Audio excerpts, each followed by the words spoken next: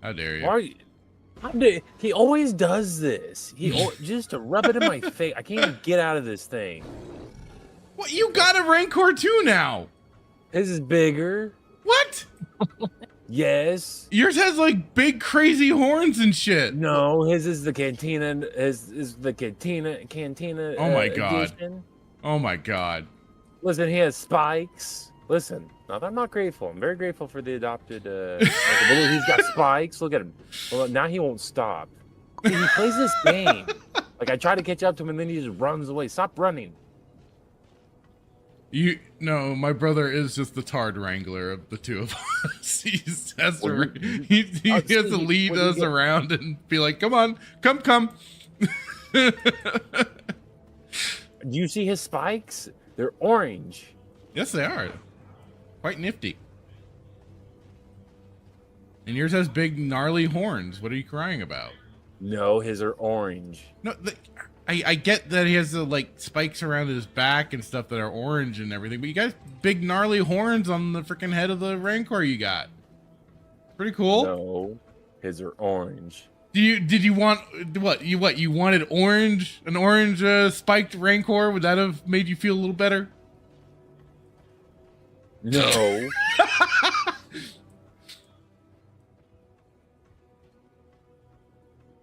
Where are we going? I'm hungry. There's stuff at a gas station. Must everything be boring and sad? Own your truth. You know, it was difficult. It was at first. I mean, you just cornered me like that and everything, but you know, it's a little liberating now to know I can like Star Wars in more ways than I ever imagined. Dave Filoni is the savior of Star Wars. KK is doing an amazing job. The people out there are just blind and can't see it. So yes, thank you. I can stop lying now. Are you sure? Damn, that's not good.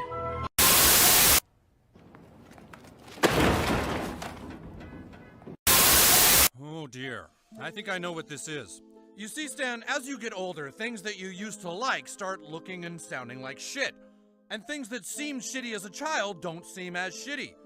With you, somehow the wires have gotten crossed and everything looks and sounds like shit to you. It's a condition called being a cynical asshole. Oh no. Yes. And there's no known cure, I'm afraid. Everything just seems shitty and everyone starts to seem shitty and everything they say just starts... It stinks. It stinks. It stinks. Yes, Mr. Sherman, everything stinks. Go home, gamer girl. When you get, instead of just like trying to slap something out like the Star Wars experience and crap, but when you have, I'm sorry, it's true though. It's like I just got back from. Oh, I just died. I just watched that. It was hilarious. How do I get back up there? 1 week later. I don't know what I was doing, but from that angle, I just jumped. You just walked right off the cliff. It was hilarious. I don't know what I was doing, but I was like, that's funny. I was just like, do, and I was like over here, and I was like, woo. Oh, see, you thought I was gonna do it. And he did it. All right. Oh, I missed it. I was fully. I didn't know how to do it. I was just messing around. Yeah, you. W. Oh, that was gold. That was. Way to go, buddy.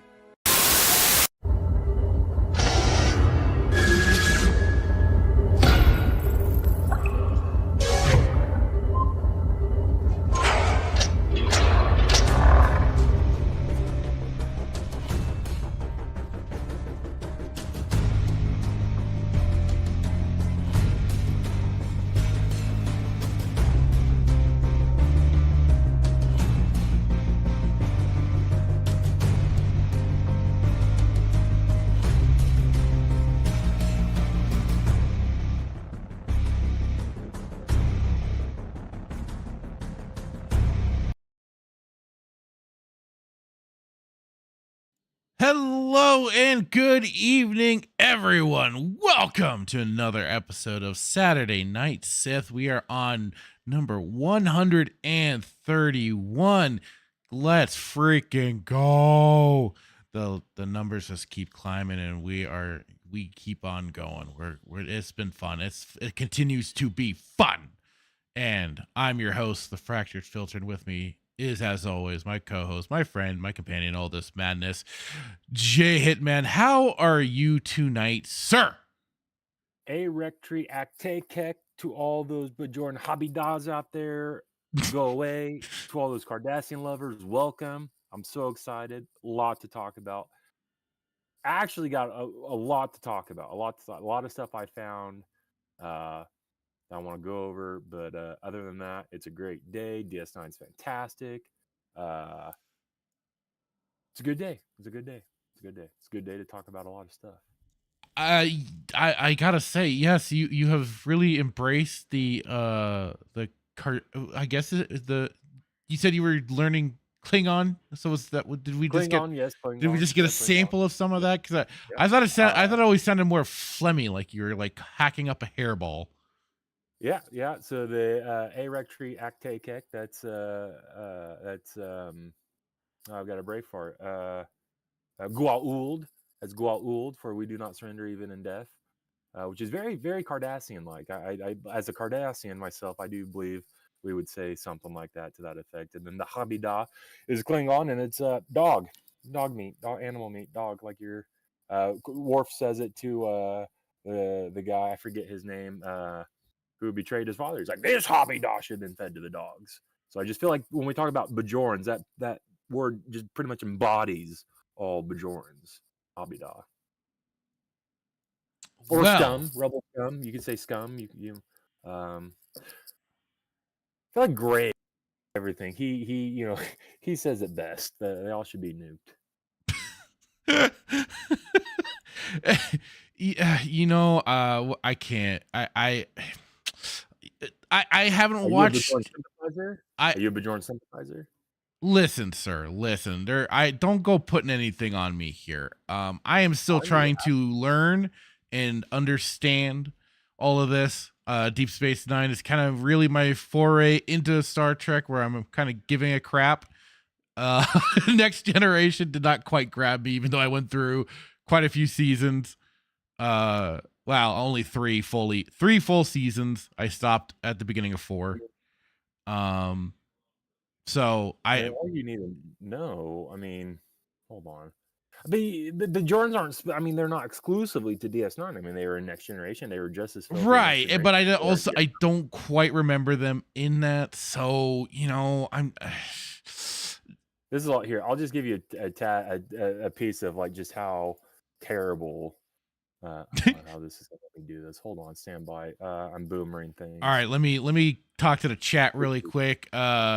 We did have Dan Blackroyd, but unfortunately I can't pull up his original message. He was the first in the chat, and he was talking about, instead of watching Stargate, we should watch all of the Thunderbolts trailers. He's very pumped, very excited for Thunderbolts. Now, onto Star Wars Scran saying, howdy, gents. Hello, sir. Hope you're doing well today. We got Black Pill Timon, Meteor Advocate. Let's go. Saying, hey, yo, gents. Hello, sir. Hope you're doing well today. I approve of the Black Pilled. As a connoisseur of the Black Pills myself. Dan Blackroyd, aka Liquid Blake, saying a lot of great Thunderbolt news this week to go over, and we surprisingly have none of it. Duke Devil 95, how's it going, sir? In here, fellow Cardassian lover, sympathizer. Saying Hitman's volume is low. Well, I tried to adjust it in Discord. I hope it's showing up or sounding better now in on the stream. I know he's always been a little low. I'm trying. So believe me, there's something I can do. I don't know. Well, like it is. This has all still been an experience, and this is kind of the first that somebody's bringing it up again. Maybe there's an audio filter here that I can. Let's see. Noise. No, we don't need to. We can't. You're suppressed enough. We're trying to free the beast Let's try gain. Let's see if I can try and up you a bit there. Is it on you or me? Do I need to do it? No, it might be on my end because we're using OBS and everything. Yeah. So hopefully that's better. Because Black Pill Timon was also saying he couldn't hear you, but like it is, I believe I've turned you up. You might be quiet. And that's not intentional. Is this any better? Well, so I've upped you in Discord. I'm now upping in OBS. Like I said, I think it might be my end thing, not your end thing. So hopefully I went to voice and video and turned up the output and the input. Okay, so Star Wars Scran did say he sounds a bit louder now. So I'll even kind of do it. Use the filter again, and I'll try and up his decibels some more. Hopefully that'll work. Everybody's greeting each other. That's so awesome. Star Wars Grand says, I'm currently watching TNG for the first time. Wesley better die. Let's go. Well, unfortunately, who Wesley does not die. Spoiler alert. I can't see the comments, but Star Wars Scran. Star Wars Scran was saying, I'm currently watching TNG for the first time. Star Wars Scran, I am so excited for you. It is such a fantastic show. Wesley does not die, however, but that's not a spoiler either. He trust me, he was the bane of my existence watching those early seasons. Once he leaves, he leaves. At least he goes to a more minimal role. Melissa Lord, hello, saying, hey, Fractured Filter. Hello, Melissa. I hope you're doing well today. Dan Blackbird says it's an option. I'm just throwing it out there. Are you talking? Oh, the Thunderbolt stuff. Well, I appreciate it, sir.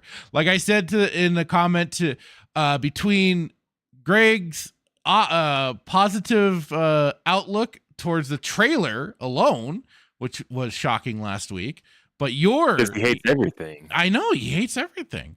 And your optimistic positivity towards that movie, maybe I got to give it a chance. Just maybe.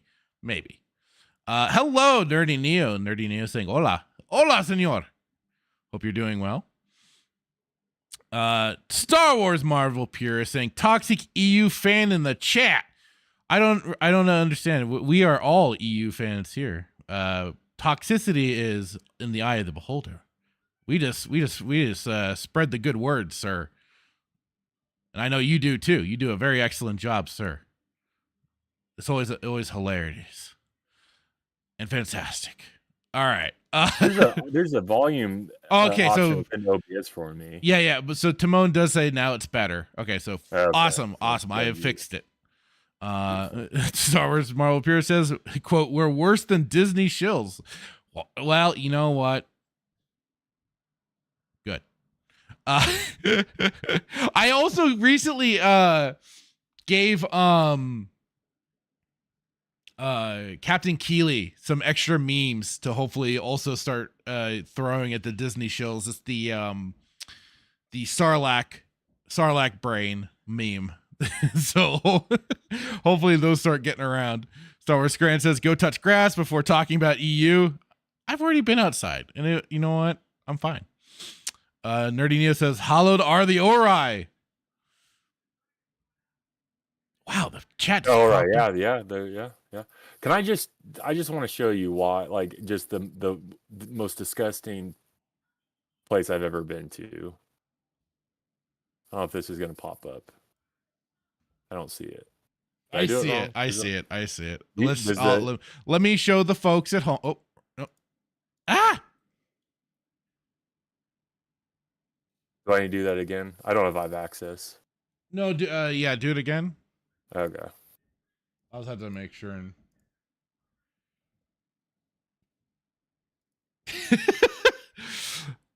so yes, to Hitman, this is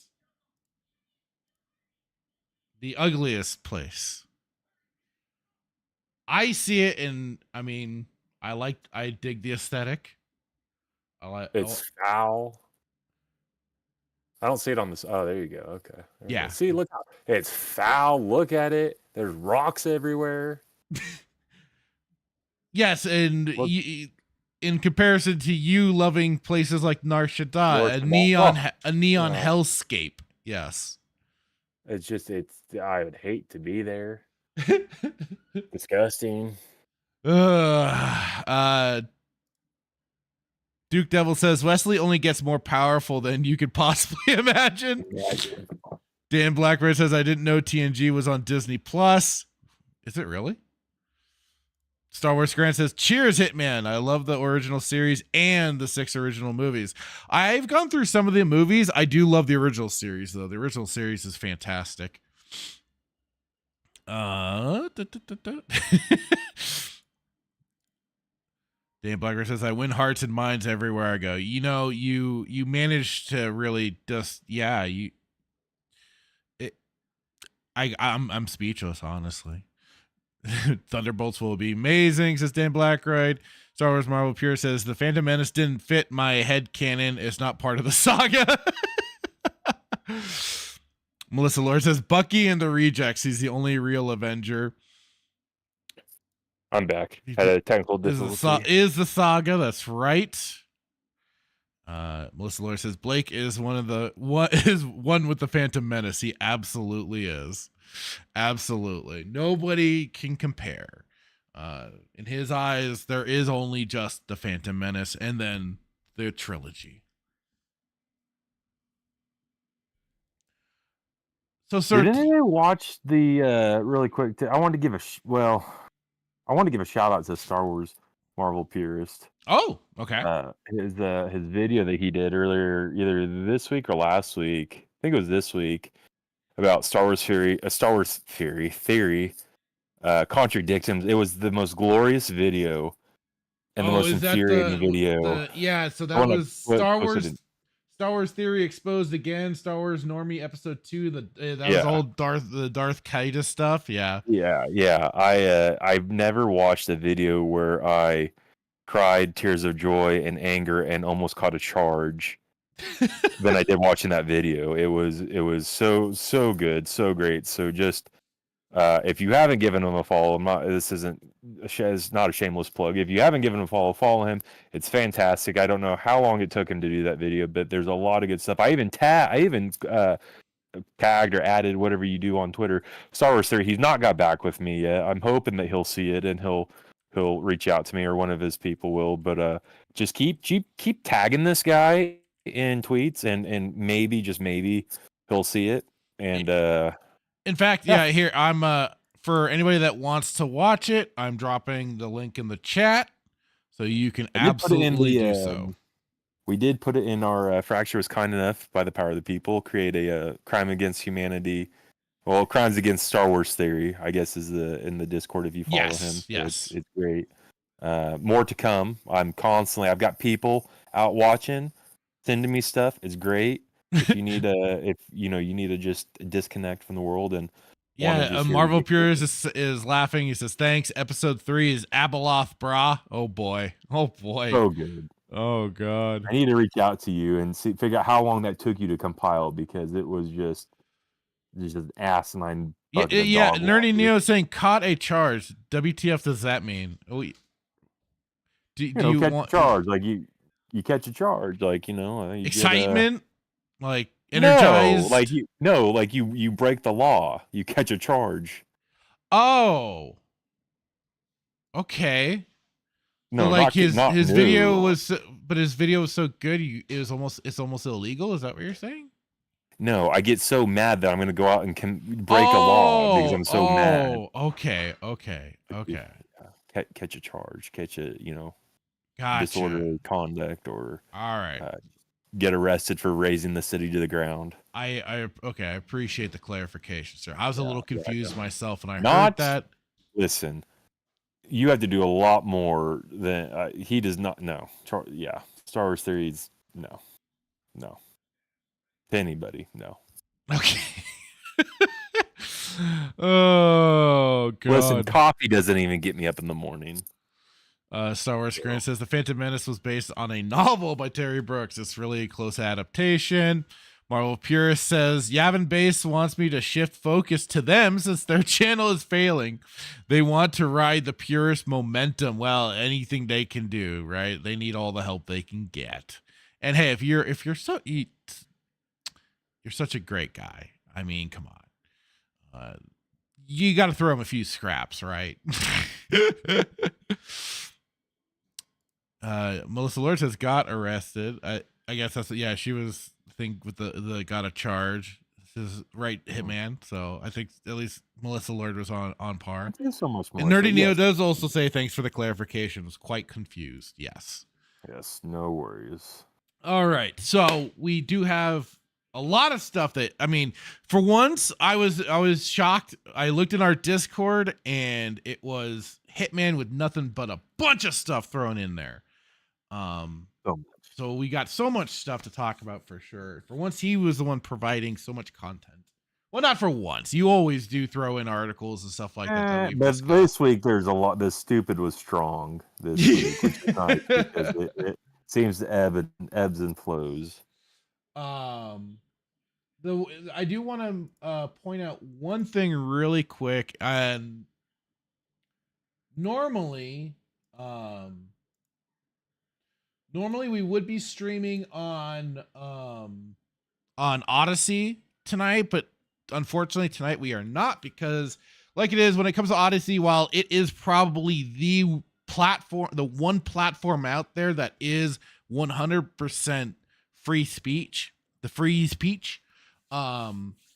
they really do, like, the chat, the comment sections are all just wild. And they really do let you say whatever you want to say. And that's an amazing thing, because even places like Rumble, their chat is limited. Like, we've tested it ourselves. I've helped test it with Melee Games. They've tested it. Of all things, you can't say silly things. You can't say like cock. But then, then there's a whole laundry list of other things that are just either minor to extremes that it will not allow you. But Odyssey is a place that does. The one caveat to it, though, is that in order to like set up live streams and to do and post videos, especially if you aren't a big content creator, you do use their I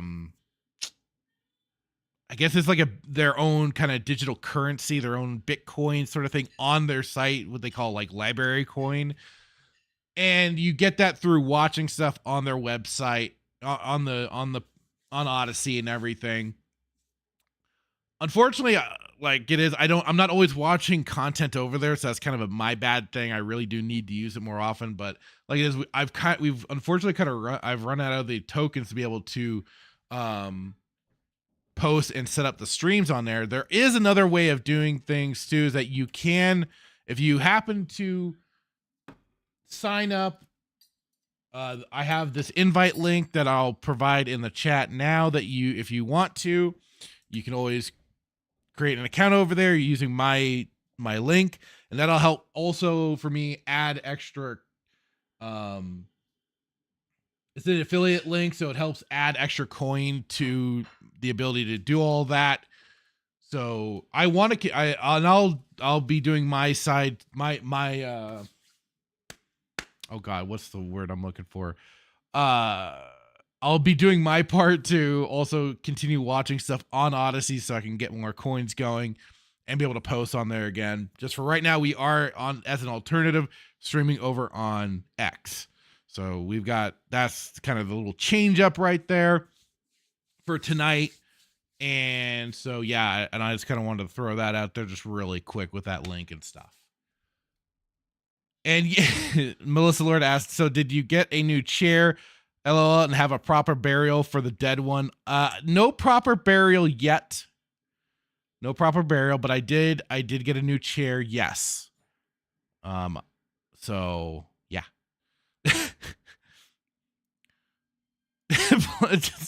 Damn Blackbird, beat it up, and we're just like Ben Shapiro told us.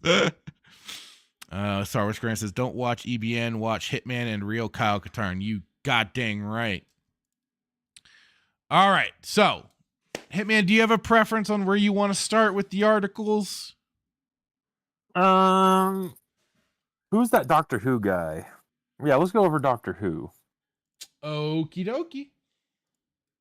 So I thought this was interesting. It's like sweet revenge. Maybe not revenge, but It's certainly been a shit show for Doctor Who and the whole situation, which is unfortunate because it was once a good show. All right, here we go. So this is from The Mirror, which I think is a British. I posted two. One I think was a one was The Sun, and then the other one is Yeah. The Mirror, and I grabbed this one. Yeah. So yeah. BBC issue statement as it's claimed Doctor Who has been axed amid Shutigatwa's exit rumors. Rumors about Doctor Who star Shutigatwa is set to walk away from the sci-fi drama, leaving the future of the show in doubt. But the BBC has hit back at reports. So yeah, the BBC has furiously denied that Doctor Who is on the cusp of being canceled, which would not be the first time. The show has gone through as the ringer before, but refused to rule out Shutigatwa walking away from the iconic show. Rumors erupted on Monday that 32-year-old plans to quit the show after just 2 seasons. I mean, God, we had Chris Eccleston who left after 1 season, which was unfortunate because he was my favorite for sure of the new run. The star joined the show in 2023, taking over the lead role of Doctor after Jodie Whittaker bowed out, but a report claimed that he aims to walk away from the TARDIS at the end of the upcoming 15th season. The rumors of his exit have sparked fears that BBC could cancel the series, which has seen the show's viewership drop from the huge numbers of its heyday to just 3.5 million in the most recent episodes. The dramatic drop in ratings has also been recorded despite Disney investing in the long-running show since season 14 was planned. Now that a BBC spokesperson has slammed the suggestion the corporation is planning to retire the show amid signs of audience fatigue. They told The Mirror this story is incorrect. Doctor Who has not been shelved. As we have previously stated, a decision on season 3 will be made after season 2 airs. The deal with season 2 was for 26 episodes, and exactly half of those still have to transmit. And as for the rest, we never comment on Doctor Who and on the Doctor and future storylines. See, this is also just the added confusing thing, because when they switched over with the whole partnership and over to Shutigatwa, they started calling it seasons 1 again, and now season 2 and season 3, even though, like, for the new series, they're on the season 15, I guess, which I'm like, I didn't even realize it got that far along. But originally, I'm trying to remember exactly how many seasons the original run was. I think it was like 26 seasons. Oh no, over 40 seasons. Holy shit. No, 26 seasons. Yeah. So I was like, what the hell? But it's now gone over. Yeah. But yeah, I mean, come on, man. They couldn't hit that sweet mark. Their rebuttal comes after The Sun reported that Ncuti had already filmed his final episode and plans to bow out of the show at the end of season 15, which is set to air this year, to chase bigger dreams. A source told the publication Ncuti doesn't want to be tied to the series beyond this and plans to relocate to Los Angeles with several Hollywood projects standing by for him. Is that right? they're investing in a guy that can't bring ratings to that show, huh? I mean, not surprising considering his own little personal tastes. Quote, his team also see a lot of fan backlash from the series and don't want the perception of him still being the Doctor to get in the way of any future work. The show has been poorly managed in recent years, and there's a lot of people who've been working on this show for years and now being cast aside due to poor leadership. Doctor Who first aired in the 1960s and remained on the air until the late 80s when it was canceled, but revived in the 90s for a TV film special. I mean, I don't know if you call that really a revival necessarily, but yeah, they were certainly trying to shop around Doctor Who for other potential possibilities to keep it running. Fans were then thrilled when the show was fully revived in 2005 with Christopher Eccleston drafted in to play the lead character and add gravitas to the series. Billie Piper also joined the cast when the show had its comeback, and she won the hearts of viewers as lovable companion Rose. I was ready to kick her out. She got kind of obnoxious, especially once David Tennant came in. Ratings exploded as the revived show continued, with David Tennant and Billie Piper pulling in audiences in excess of 13 million. Oh, wow. While show writer Russell T Davies praised by fans for creating engaging and relatable stories, fans began to tune out after Russell walked away from the show in 2010, so fans had high expectations when he returned to the show in 2022. So, yeah, that is that. Honestly, I'm not too surprised that he's going to be walking away from the show.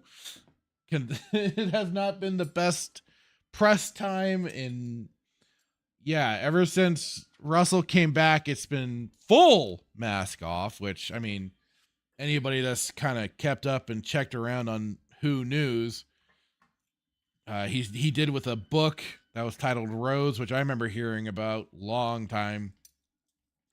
And you know, if you pay close enough attention to the stories, you see the little bit of seepage in there. But yeah, like it just became all the more. And then especially if you watch Torchwood, you saw a lot of it, especially just like the disregard for the way Captain Jack was originally established, turning him full-blown homosexual instead of like the whole like weird omni fucking whatever that Captain Jack was. And especially then the last season of Torchwood got fucking graphic. And yeah, so it is unfortunate, but as it's been quite said, R.I.P. to Doctor Who. Hitman, what do you got to throw in there? I just think it's great. I think that I hope it is canceled. I hope it does get canceled. Why do I hope it gets canceled? Because listen, as somebody who's never watched Doctor Who, everything that they've done, maybe outside you said Chris Eccleston, because I do hear that he's one of the best. Yeah, he's fantastic. If not the best. I've also heard David Tennant's great, but I don't know. I know you are not a fan. I just didn't. His time with Rose is very iffy, just because I didn't really care for the whole strong romance angle thing that they did, and then when she finally did leave, it was just still Rose the whole time that she was gone. So otherwise, like, he was a fine doctor. Like, he did a great job. He had some really intense moments for some of the episodes. And I personally also liked Matt Smith. I thought he was also great in the role. Yeah. And Peter Capaldi could have been amazing. But by the time he got there, it was nothing but a shit show already. It was damage had already been done. Huh? Maybe the damage had been done, but the things were already in motion. Yeah, things were in motion and had been for a while. So It was unfortunate, but Capaldi could have been just, God damn it, brilliant. So, but he did not get the stories he deserved. No, and you know, so when I saw this, I was like, you know, everything that like they're trying to do and everything they're pushing, and I just, you know, I hope it gets canceled, but I also hope it gets canceled for the right reasons. If it's gonna be canceled because the dude's walking away, well, like, find somebody else who could do it better. But again, at the end of the day, it just comes down to what we talked about. It's what they're pushing within these shows, like. And again, I never watched Doctor Who. I don't know if I ever will. I don't know if I can ever get into it. People who have told me that it's fantastic reference the old Doctor Who, like the older Doctor The classic Who, like, series, yeah. well, the classic, and then even like, you know, like we talked about David Tennant and yeah. the guy that you just referenced, who was before him. Oh, You said Chris Eccleston, yeah. Yes, Eccleston is just fantastic, but then, you know, it just seems like he they set took the a stage stand. for everything. Right, and like I said, not a feminist here. I know people think we are because we hate Kathleen Kennedy. That's not the case. But when the female doctor came on board, that's, you know, around the time I feel like things were going. You know, not authority on the topic, but like some squirrely stuff was happening. They were interjecting some stuff I don't necessarily agree with. So whatever. Isn't this doctor? Isn't he like? Is he not gay? Like in the show? Like I don't know. I don't know if the actor is, but I thought Actor like in the is, show and he yeah, was. they were pretty much bringing on full on Yeah, gay. like yeah. So yes, And they race I don't swapped know. in my opinion, the doctor should be Yes. straight, white, and male. That is Yeah. that is the representation It's not- of and it's British not- heritage and culture. That is what it is. Sorry, if you wanted your female BIPOC fucking doctor, that should have been something done very, very early on in the original run. Never happened though, so sorry. Not taking it Yeah. personally. So, I have no hope. And this is why I have no hope. I have no hope in shows because at the end of the day, like I've said this in the past, you're fighting an ideology. It's an ideology. It is what they're interjecting. It's what they believe, and they'll use. Like I said, this isn't a conspiracy. We're not Star Wars theory over here. We're not.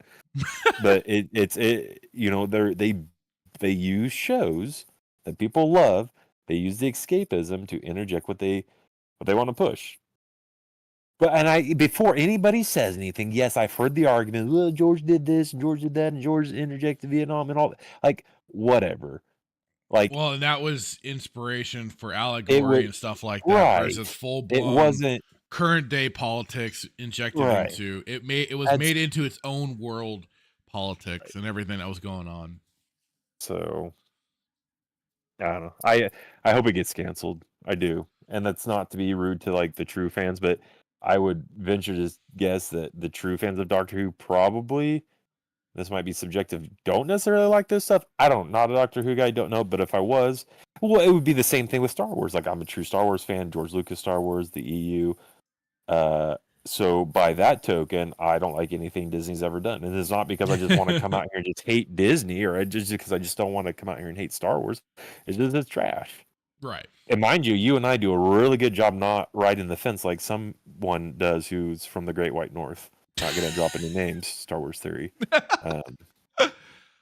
We know where the line in the sand is drawn. Yeah, it's a real unfortunate thing. Like I said, it was creeping in hardcore.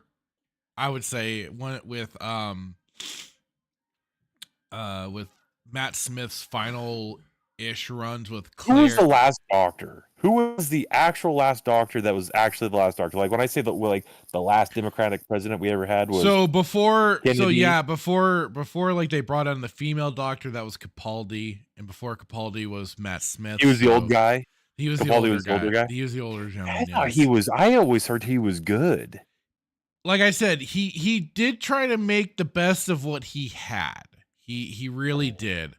At the end of the day, he was kneecapped. He was kneecapped by a lot of storylines, and the thing that really sucked to me was that they brought it back I believe it was John Sim, who played the Master in David Tennant's era, and he was a little too like comical almost when he returned it when he was the Master. But the episodes that they brought him back in, and I watched those parts, those segments with him and Capaldi and everything, was just fantastic. I was like, where was this version of the Master? Because the Master is like, it is like Batman to Joker sort of thing. The Master is just that to the Doctor, and he's another Time Lord and everything like that. But the other stupid thing was that then they all in that same era with Capaldi was they introduced Missy, which was then the female version of the Master, and they basically end up having a thing where Capaldi basically says like kind of to the effect of the future is female, because John Sim's Master makes a comment about, oh, is this what the future's to behold or some crap like that? And it was just, I was like, oh, you gotta be fucking kidding me. It was really, really horrible.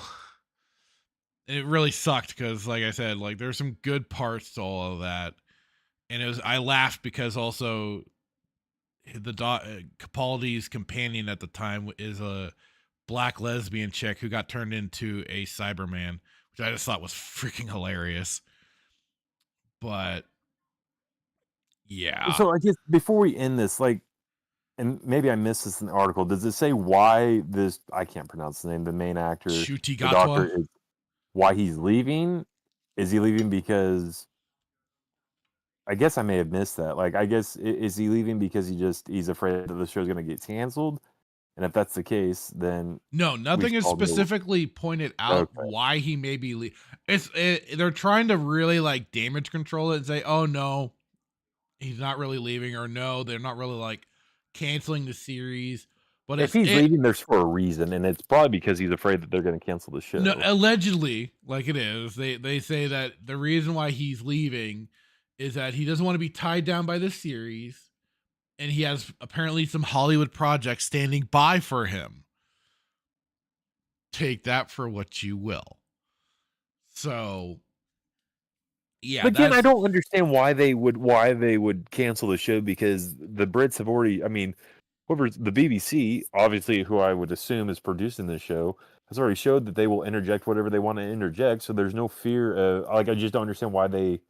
If there was fear of canceling the show, is the BBC canceling it because people in Britain are tired of what I would assume their version of the leftist propaganda to being pushed, and they're afraid of backlash or them not watching? I don't understand. Like, it's I'm not entirely. I don't know if they're super. I don't know if they're super progressive and are progressive, or they're left progressive. They're like the king of progressives over there. Yeah, so like it doesn't make sense. Like, then they should love the show, and there should be no like. I mean, I'm not saying there's not conservatives over there, but I don't understand why. There's got to be some reason why he's leaving. Like, to your point, he's got other projects, which whatever, good luck. Or there's something else at works here. It's not. It's like not. It's different though. It's like here, like Disney. I read this article that Disney's gonna push back or ease off the DEI out of fear for backlash. It was. I wish I had posted the article, but Bob Iger had come out with an article, said that they're going to ease back on the DEI content because of loss of sales or getting backlash, or it had to do with like people pushing back or loss of profit or something like that, right? Well, I don't think if it sounds like Britain super progressive and problem love that with old Bobby Boy coming out and saying that is he said something similar to that effect before, and it didn't happen, right? So take it with a major grain of salt with him saying that sort of shit. Right. And to that point, it's really hard because we've found articles that seem to be recent, but it's just a repeat of something that happened back in 2010. Right.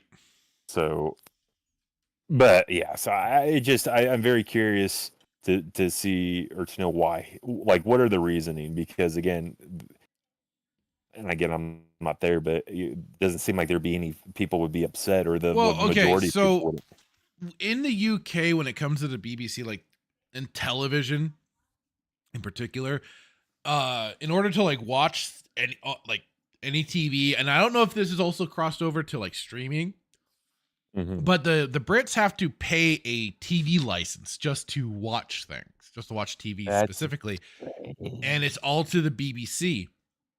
So it could be, and this is where they're like trying to deflect and stuff like that, but people aren't. It could be people, yeah, the people are fed up with the bullshit and aren't paying the TV licenses and stuff like that, and they could be getting a little scared, and so they're really trying to damage control too, going, oh no, we're still not canceling the show, it's going fine, but while at the same time, who knows, they could be bleeding subs. But then, like it is, like they mentioned, Disney came in and had bought the show or something, and that's why they started over as a season, like a bailout. They bailed them out. Yeah, a little bit. But there's still like a partnership or deal between Disney and the BBC for the show, like Sony and Marvel, right? For like the Spider-Man and stuff like that, something to that effect. So that's more interesting, and that would give me more hope, because again, I've not been to the UK and I don't know, but that would give me more hope in the perspective that, you know, conservatives or people who are tired of this linguistic nonsense and ridiculousness are just fed up and not paying it. But I'm sure the BBC would find some way to get that money back, or just create some type of tax or something. Yeah, something. Oh, if you're not gonna, you know, that's so crazy that a TV tax. Man. No, I know. I started hearing about that. I'm like, you got that's V for Vendetta type stuff, man. They've been doing it for a long time, so I mean, literally, you've got to, for Christmas. I'm getting you V for Vendetta. We're gonna do a poll. I'm gonna put 3 movies on this poll, and V for Vendetta is gonna be one. And if it wins, I'm getting it for you, because it's absolutely fantastic. And the comic by Alan Moore was way more politically just. I mean, if people read that today, there would be a war. World War IV would happen. I mean, I've watched the movie. I haven't read the comic. Oh, okay. But it's been a long time. It's been a long time since I've watched the movie. I mean, you have to keep in mind. I mean, when Alan Moore wrote this, it was, you know, it was a few years ago, right? And you read it today, it was a hot minute. oh my goodness, you read it today, and like people would just, their skin would crawl, but like, I can't believe you said that. But yeah, it's like V for Vendetta is a fantastic movie, probably one of my favorite movies, because it just shows you like just how totalitarianism works, and it happened in the UK. You know, and, right. And the BBC, what you know, they had the BBC. I don't know if the BBC was. I think they called it something different, but it was the equivalent of the BBC. Right. And they controlled everything. They controlled the news, the media. I mean, they controlled everything. Well, it's kind of like the whole thing of like 1984 and stuff like that. Yeah. Too. And gotta make the same argument against the media today. I mean, the media. Yeah, people make that comparison all the time. Too. Right, but I mean specifically, like they chose what, you know. It's a fantastic movie, so I'm not gonna ruin it. Go watch it. Hugo Weaving, fantastic. Natalie Portman, fantastic. The whole concept of the movie. It's like yeah. And it just started out as this guy. He was a conservative, and they voted him in, and then he became Supreme Chancellor. Yep. You know, and then that's yeah. So, anyways, I like your point. I think yours is probably more accurate. And thank you for bringing that up. I had no idea about the TV license, so that probably is more accurate. You know, and if that's actually true and people are fed up, like, good for them. Like, good on you for doing that.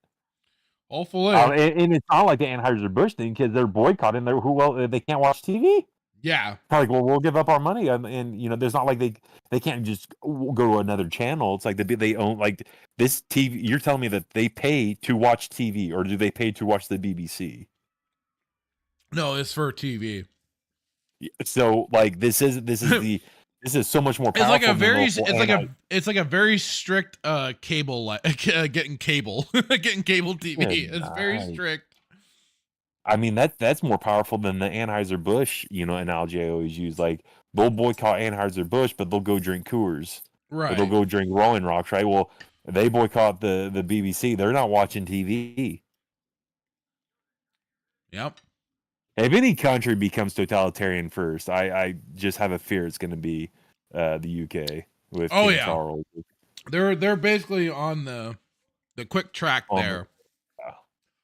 So, and everybody's like, that's our future, folks, if we don't get things changing. Yeah, we need to reminisce over 1776. So yeah, so what that's does Easter think about this really quick? I know I hear him in the background. What are his thoughts? He doesn't have any thoughts. He's like, screw Doctor Who. Doctor Who, who's Doctor Who? That's what he would say. It's like, who's Doctor Who? Hitman is curious of your thoughts of Doctor Who crashing and burning. Just okay, so the Chiefster, he's like, he just said it's always been garbage. Yeah, so it gets what it frickin' deserves. That's Chiefster's point of view. All right. Yeah, it's RIP to the Doctor. I enjoyed it, but all things come to an end. Well, yeah, all things, not all good things, but I didn't say all good things. I just said all things come to an end. Okay.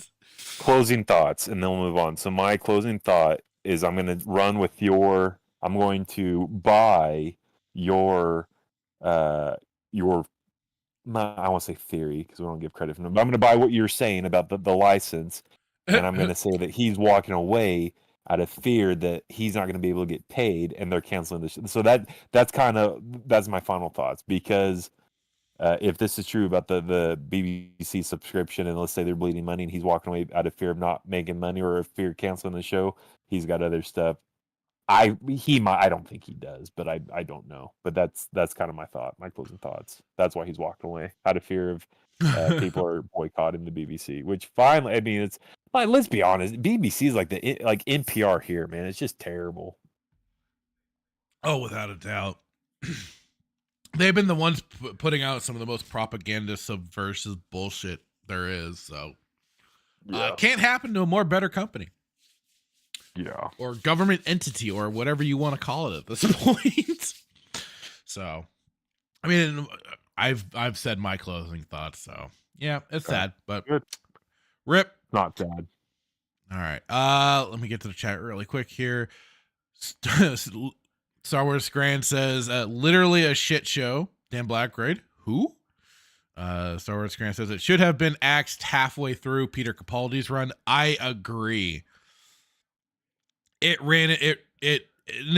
was, God, like the whole Claire shit, the whole, she was the most important person out there. Oh, Lord have mercy.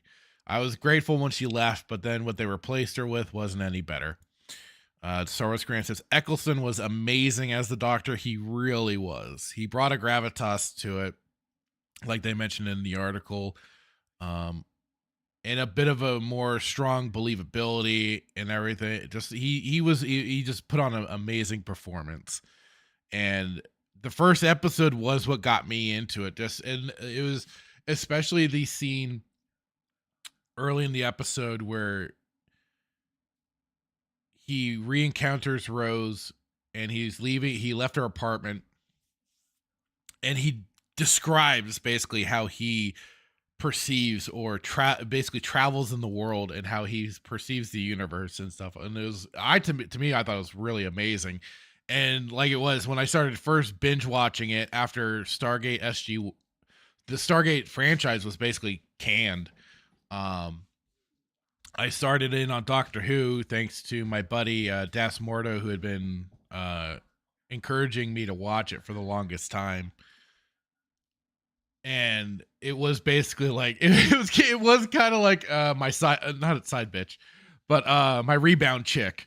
Doctor Who was kind of the rebound because I was heartbroken when they canceled Stargate.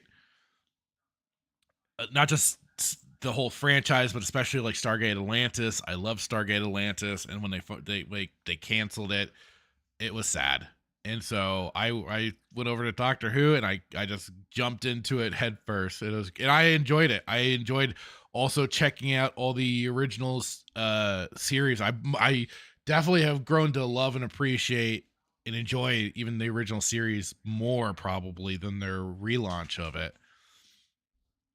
But yeah, it's unfortunate. Star Wars Grant says, such a great show, arguably damaged more than Star Wars and Marvel. I mean, what they've done to Star Trek though is really egregious, I'd say. And I'm sure Duke Devil 95 would definitely back that up, because I'd say it's probably equal. Like both Doctor Who and Star Trek have been just irreparably damaged, just to such an egregious point. And Star Wars Grant says Russell T Davies is a loser. He's overhyped for sure. Like I said, you can still see, if you go back and watch those early seasons, you do see some of the cracks. Melissa Lord says, I'm not a Who fan, but all I see and hear from Russell T Davies is shit. It's, yeah, like I said, not the best. Star Wars Grant says they romanticized it too much with Tenet. They did. They really did. Like, he was the young heartthrob, and they really leaned into that. Star Wars Grant says Capaldi has some great episodes and moments. I don't know. It gets to me overshadowed, especially like one of his last Christmas specials, I believe it was. They completely just shit on the first Doctor when he does because they brought in a gentleman that basically looks very close to William Hartnell and plays the role beautifully. And they brought him back as the first Doctor for a holiday, for a Christmas special, and it was bad. Like, they just, it was egregious. Outcast Cantina, hello to you. How are you doing? Hope you're doing well. I think it's the first time I've seen that name. Welcome to the channel. Dan Blackbird says, from all the description I have heard, I have a hard time believing Doctor Who was ever any good. It always looked like a school play that somehow managed to find its way onto TV. Not totally wrong, but I enjoyed, like I said, I've gone back and watched the original run. I've enjoyed those episodes.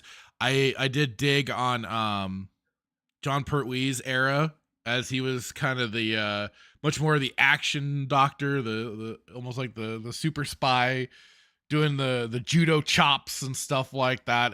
That was fun, and he had like a gadget, and he had basically the Doctor Who car and stuff like that. Like, he was really basically like he was his version of the Doctor was like James Bond almost, just minus banging tons of chicks.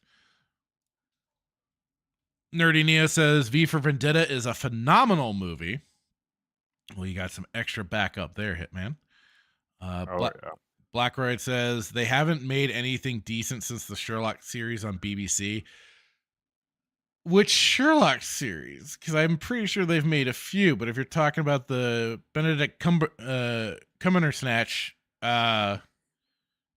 like the first series or the first two series or something weren't bad, but they leaned way too heavy in the whole, like, are they actually gay? Are they banging? Or just all the gay innuendo and stuff like that. They leaned way too heavy later on. And I tapped out on that stuff. At first, like I said, at first it started really interesting, and then I just tapped out.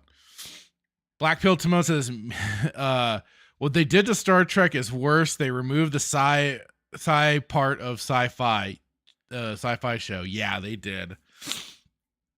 And you get everybody could thank our favorite Jar Jar Abrams. He definitely did that to Star Trek for sure. Or at least he led the charge, and it was unfortunate. And I certainly saw the errors of it when I watched his first movie of Star Trek, and then I went and watched the original series. I'm like, Oh, I get it now. I see why everyone's pissed. I got it. I was like, okay, I get it. Timon says, I tried watching Doctor Who and Torchwood. Sorry, but they looked like bad soap opera, low budget as fuck. See, I don't mind the low budget aspect of Doctor Who because, and I think it's in part because I grew up with things like with Godzilla, which is at a point became very low budget during the Showa era. So I don't mind a little campiness, and like it is, I love the original series of Star Trek, and that can kind of look a little low budget at times, but still done with love and care. So I don't mind it. Torchwood is probably, it has been in my regards as like the worst spin-off show ever, in my opinion. Like, they tried to, I understood the premise behind it. And you want to talk soap opera? That one was definitely soap opera tier shit. And it was like okay-ish even, but like that fell apart pretty quick too. Like it was like the third-ish series they did for it, and it fell off. Certainly for me, at least. Dan Blackbird says, all 4 seasons of Sherlock are good. The last season has one absolutely terrible episode that nearly ruins it. The movie tie-in was also mediocre. I don't remember when because I know I'm trying to remember which was the last of the stuff I watched for Sherlock. I don't think I watched the movie tie-in.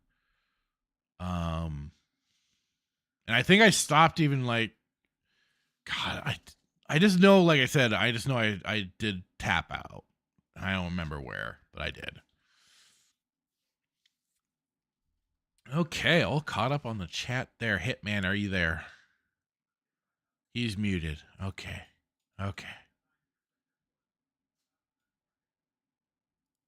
Hopefully he gets back pretty soon. I didn't even see if he stepped away or if he said he stepped away.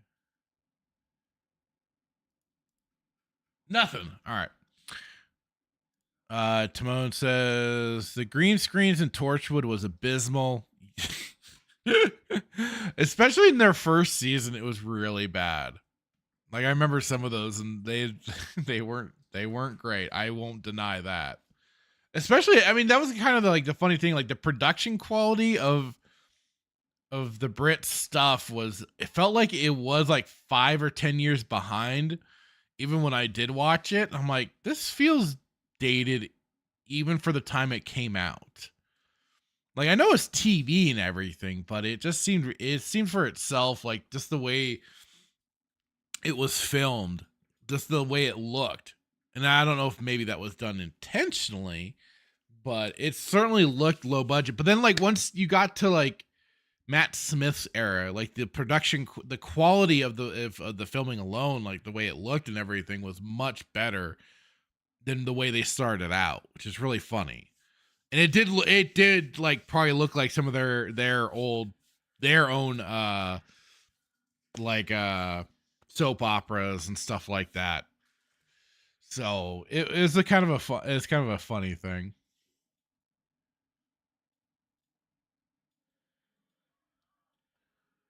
Okay. Dan Blackhurst says they made great strides now to Andor. Oh boy. Timon says, and I'm a fan of old 80s tokusatsu green screen.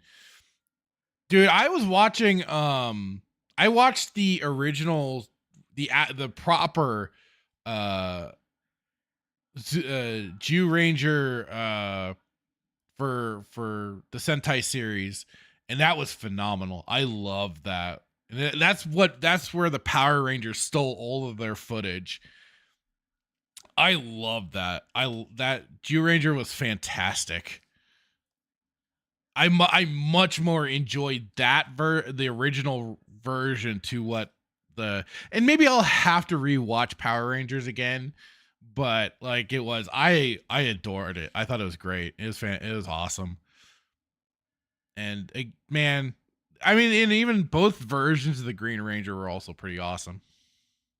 I like the White Ranger. That was a different series entirely. Uh, Okay, so some what? bases. The what Ranger? Okay, so it sound okay. Melissa Lewis says Jew Ranger. It sounds that way even when it's pronounced, but it's like Zayu. It's spelled like ZYUU Ranger, if I remember right. But it's pronounced like when you watch, and I laughed my ass off because every time they did that, I laughed because I'm like, it sounds like Jew Ranger. Jew Ranger. I'm trying to find the original spelling, what I saw for the spelling. Like I said, it sounds exactly like that. Like when they do the whole in the intro. God dang it. Hang on.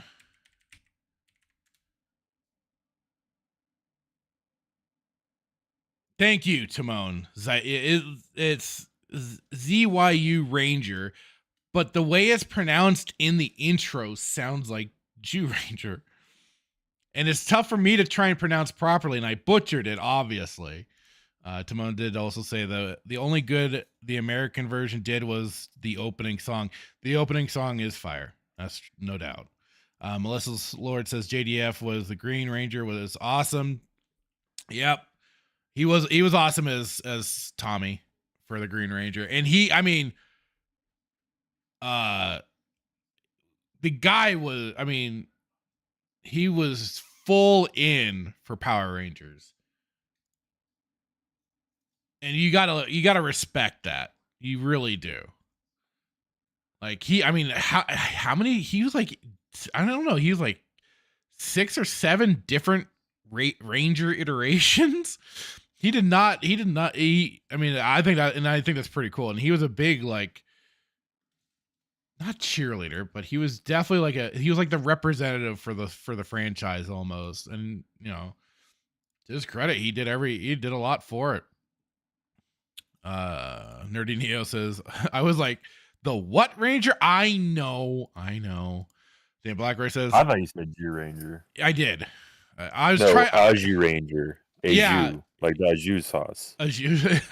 I was trying to like I said, I was trying to get it to sound close enough, but I butchered it. Blackroy says, like Walker Texas Ranger, but with a different hat. Bingo. Listen, Walker Texas Ranger is fantastic. A fantastic series. Oh no, it is. It's fun. I have it. Yeah, Timon says the whole high school / Saved by the Bell theme sucked. It was fine when I watched it as a kid, but yeah. I liked it growing up. I liked it growing up too, but then when I realized Zed. When I General Zed. Oh yeah, Lord Zed. He was an original creation. He was an original creation for the series. Scared me. He looked like he had he was the best part. He looked awesome until they jobbed him out. They turned him into such a bad jobber. Yeah, but it looked like his skin would melted off. Yeah, he was gnarly looking. Like that was the best thing they did. Literally what nightmares are made out of. Oh, just about, dude. But once I realized, when I was like, because there was always something nagging me in the back of my head when I was watching that series, I'm like, there's something familiar about all of this. And then once the Green Ranger came into the picture and he called for the first time the Dragon Zord and the whole thing, the entrance and all of that, the Dragon Zord coming up out of the water and everything, it snapped in my brain. I'm like, this must be from Japan originally, because it just screamed everything Godzilla with the entry. And I was like, oh, because we didn't have the internet. I couldn't just research it that easily or anything like that.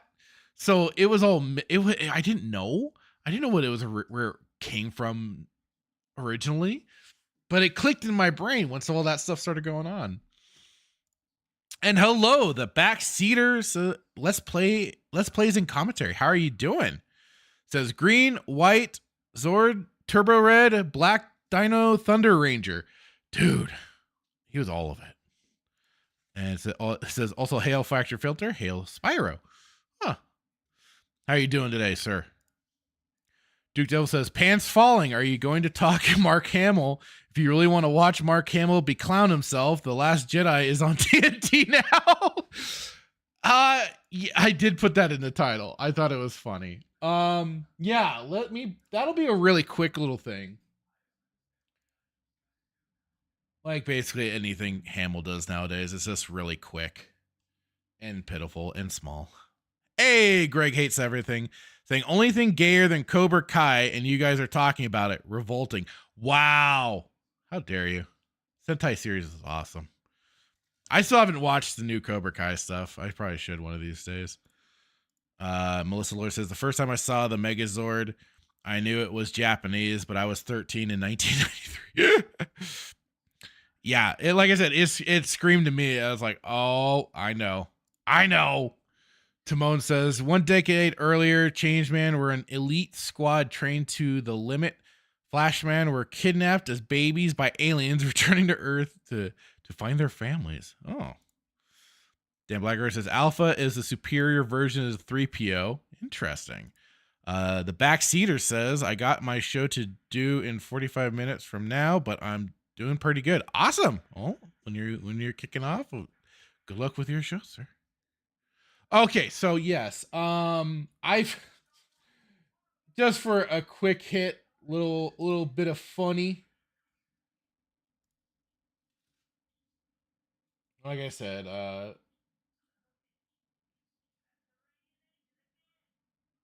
can't go wrong with laughing at Mark Hamill nowadays. He's kind of become a parody of himself, which is just unfortunate.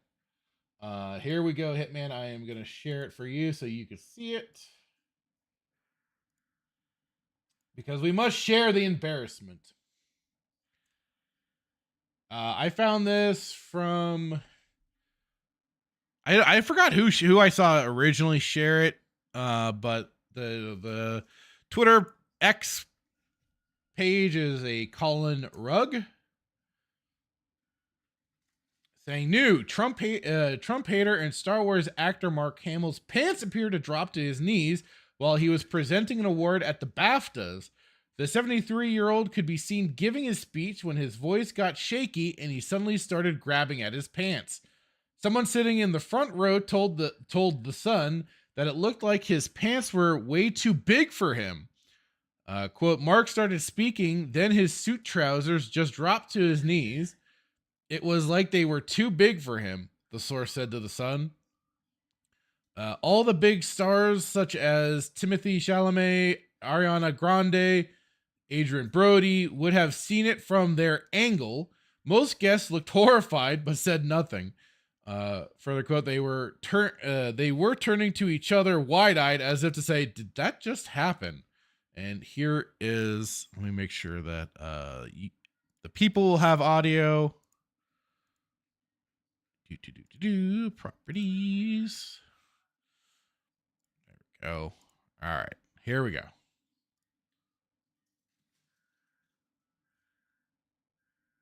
So what makes us love cinema so much that we're all gathered here to celebrate tonight? For me, it's that films create worlds so vivid and stories so powerful that we lose ourselves in them completely. They create immersive cinematic landscapes. He just doesn't even care. Set here in London. He's trying to keep going with his little speech. Or anywhere. So yeah, Mark. Yeah, I mean, how do you? Okay, come on, seriously. Like, how do you go out onto a stage like this, or be at this event, and not realize that his, like, what did his belt break or something? I mean, usually you kind of check yourself, right? Before leaving the house. Like, I certainly do. And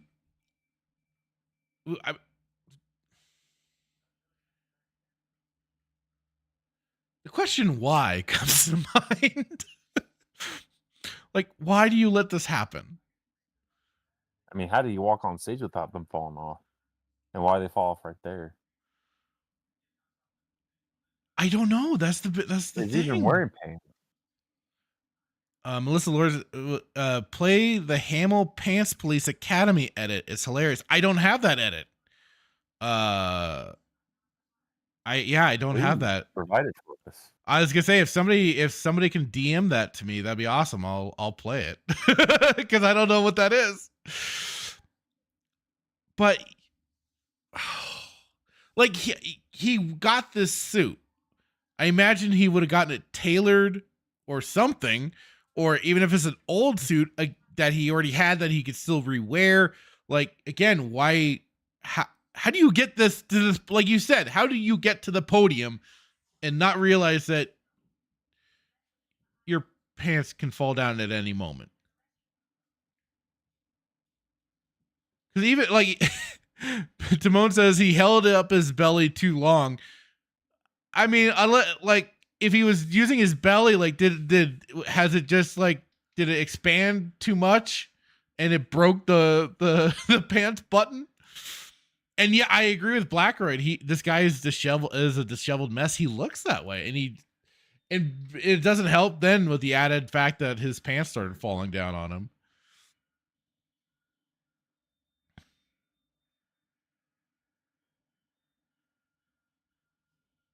It's just amazing.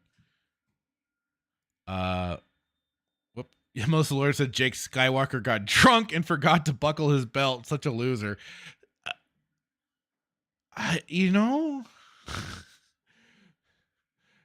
You would think too there would have been a much more, I don't know, less obvious way to kind of hide it. I don't know, dude. This is weird. Like, I mean, if he's trying to get attention, this is certainly one way of doing it.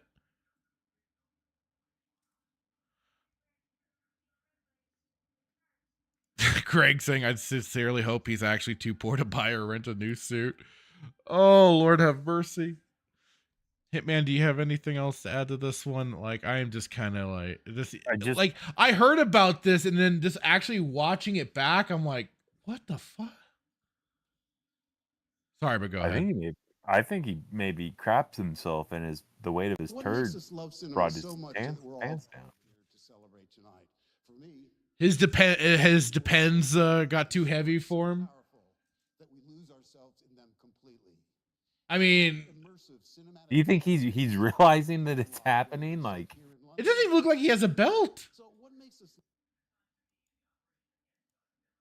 But like he just keeps on with it. You know, all seriousness, joking aside, it's really sad to see this happen to him because, you know, I've said this over the years. It's like this guy was one of the, I'm gonna say patriarch, but he's one of the you know, he was a driving force, you know, amongst his peers as far as Star Wars goes. Like, you know, Harrison didn't want anything to do with it. All he wanted to do was he just wanted to do Indiana Jones. Carrie Fisher, you know, it wasn't really involved. Well, she did a lot of like screenwriting and stuff like that. Right. That was like her big passion. Mark Hamill was the guy. He was the guy that was, you know, carried the torch for so many years, and it's sad to see, you know, him in this position. You know, I don't know. Blame it on Trump blame it on whatever you want. Trump derangement syndrome, like whatever it is. It's just he shot himself in the foot multiple times. What was, I would think, you know, he was a voice of reason back in the day, and I, you know, again, I'm not an authority on it.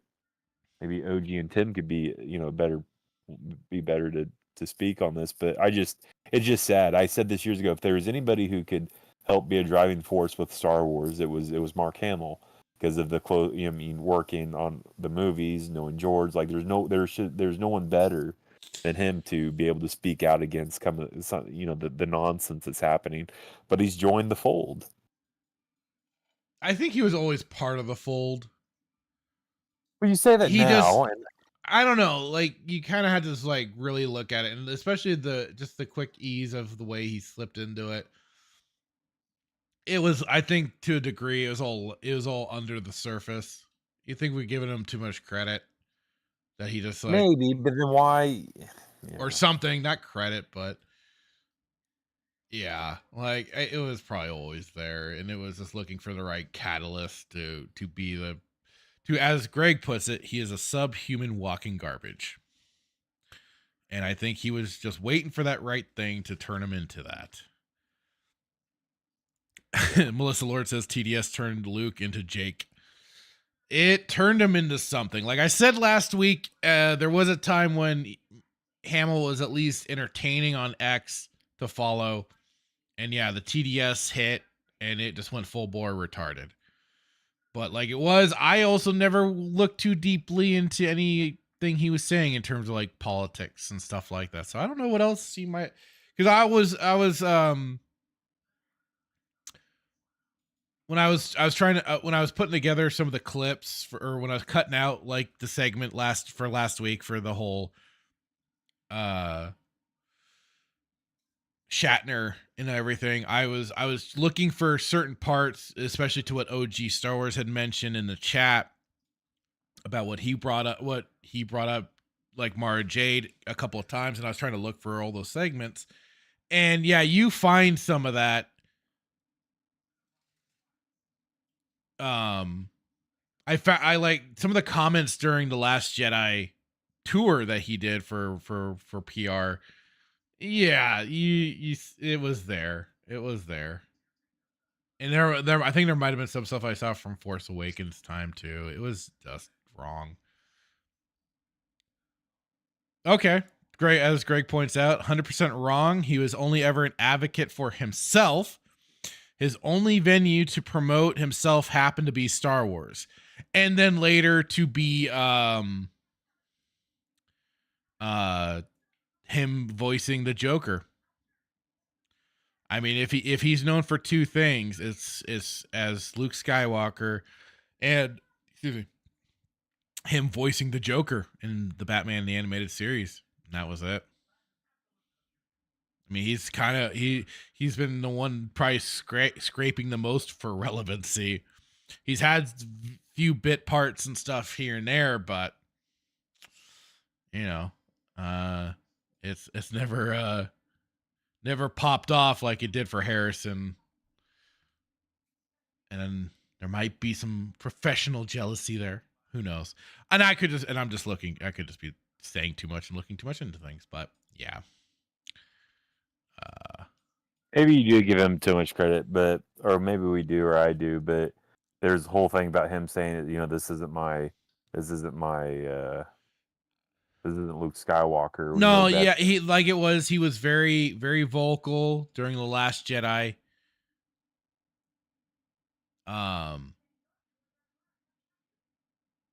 About the whole change up of but he went with the destruction of his character and stuff like of Luke Skywalker and stuff like that. But he, like I said, he ruined all of that goodwill when he kept returning. So while he said it, yes, fantastic, that's awesome, but he quickly dashed that between being a dickhead and then also, like I said, he kept coming back for the role. So, and I mean, hey, who's gonna deny them Disney bucks? Yeah. Wait, what? Dan Blackray says he gets punched by Arnold in Last Action Hero. That was a big role. Wait, Hamill did? I don't remember that. I've watched that movie a few times. But yeah, so that was at the BAFTA Awards, Mark Hamill losing his pants. Literally.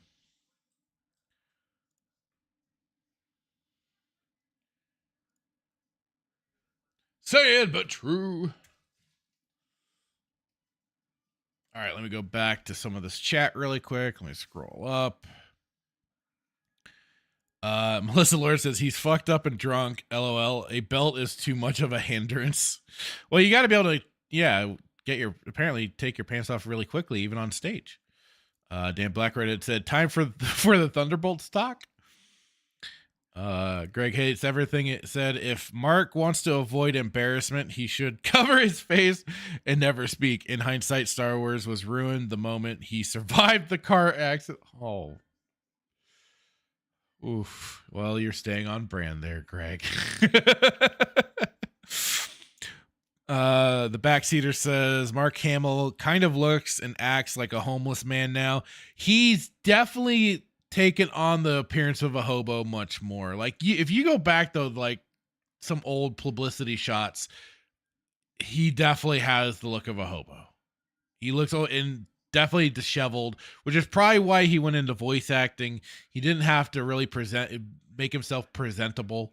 He could be kind of a slob, and that was probably easier for him. Timon says he's acting like his hero JB. Joe Biden. Dan Blacker said he's basically looked like a hobo for 30 years, right? Captain Keeley, hello, saying good day all. Hello, sir. Hope you're doing well. Dan Blacker, the suspenders snapped. Backseater says, loser! In the voice of Hank Hill.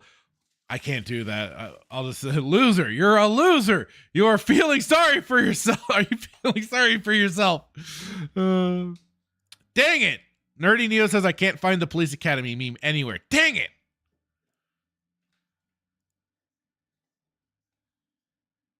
And no DMs. Okay. Oh well.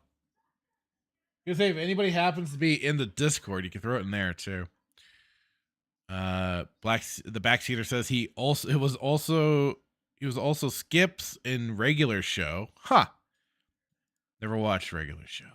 Oh, and Hamill also voiced like a couple of characters in Metalocalypse.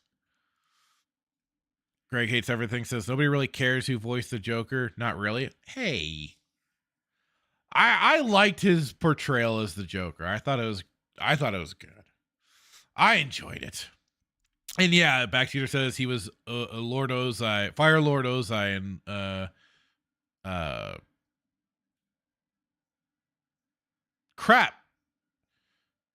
ATLA. Avatar: The Last Airbender. God damn, my brain froze up for a second there.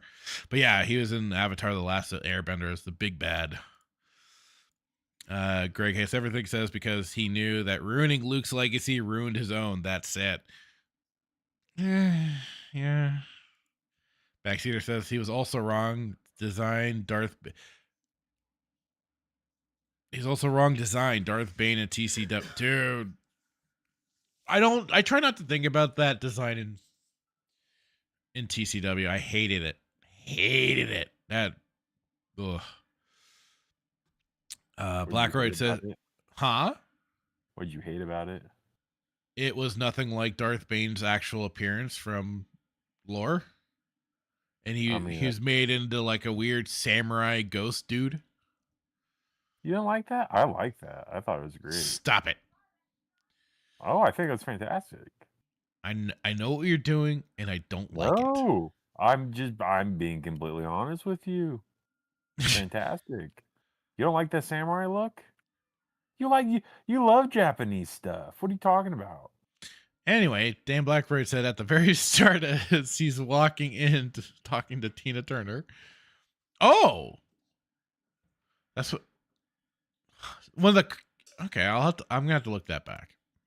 Greg hates everything says someone in the audience yelled, "My kids love you," and he naturally and subconsciously dropped his pants. Oh.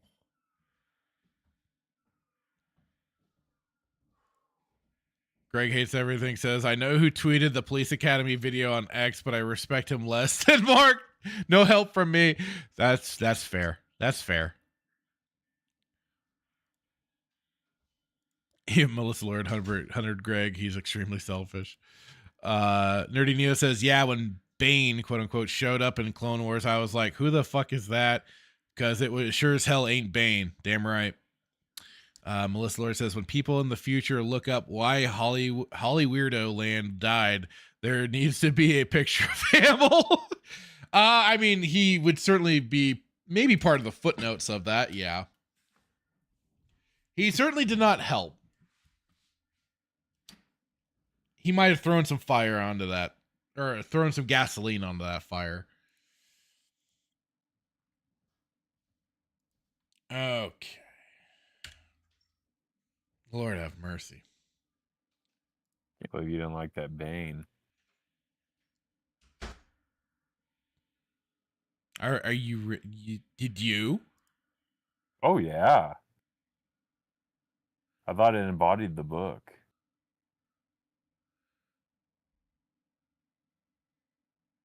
Did you even watch that episode of TCW? Oh yeah. Is it they were on Dagobah? No, they weren't. Yeah, they were on Dagobah. They went in the cave. No, it wasn't on Dagobah. Yeah. Well, it wasn't on Korriban. I think you're just joshing. You know it was on Dagobah. No, it was on the altered name of Korriban, which was renamed Morabon, and That's it was what in I one of the said. Sith temples or Sith tombs. I don't think the Sith could have returned without us knowing. All right, Hitman, what would you like to bring up next? Well, first of all, we're not doing holiday, right? Please don't. We're not doing holiday. What do you mean holiday? The next Stargate episode? Yeah. No, that's not holiday. we agreed that we're gonna jump to Serpent. Serpent's Lair, but no. Oh yeah. Hang on. So yeah, we made the executive decision last week. We're gonna skip the Stargate episode of Holiday and go to Serpent Song. Serpent Song is gonna be the one we're gonna be watching tonight. Yes. Do we have time to do the Daniel Craig one, or is there another one that you want to do? Oh yeah, I could pull up the Daniel Craig one. Nerdy Neo says Hitman is such a troll. I am. That's the nicest thing he's ever said to me, honestly. Dan Blackred says no, everything happened on Tatooine. Oh, you're right. It must have been just like another side of Tatooine. And it's in the city of Moraband. I gotcha. I see where you're going. I still think you're wrong. I think it was actually on Dagobah. Because it was a what do you call it? An homage to Luke and Vader. That's possible.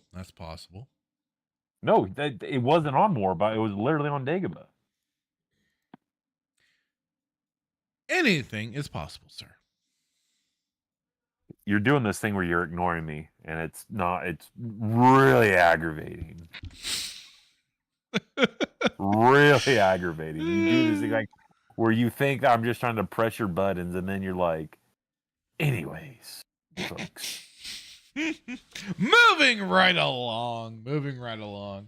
Okay, so you wanted here we go. We're going on to the next one that you wanted to talk about here. Hitman is picking the topics tonight.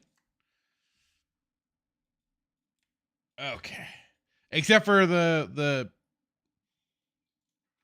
Mark Hamill losing his pants. Yeah, he lost more than his pants. Yeah, he did. All right. On to this one. So, Daniel Craig exits DC's war movie, Sergeant Rock, from Luca Guadagnino? I probably butchered the ever-living shit out of that. But I don't care. Okay. He kind of looks... Is that... No, Gareth Cattermole. Huh. Daniel Craig isn't enlisting into the DC universe after all.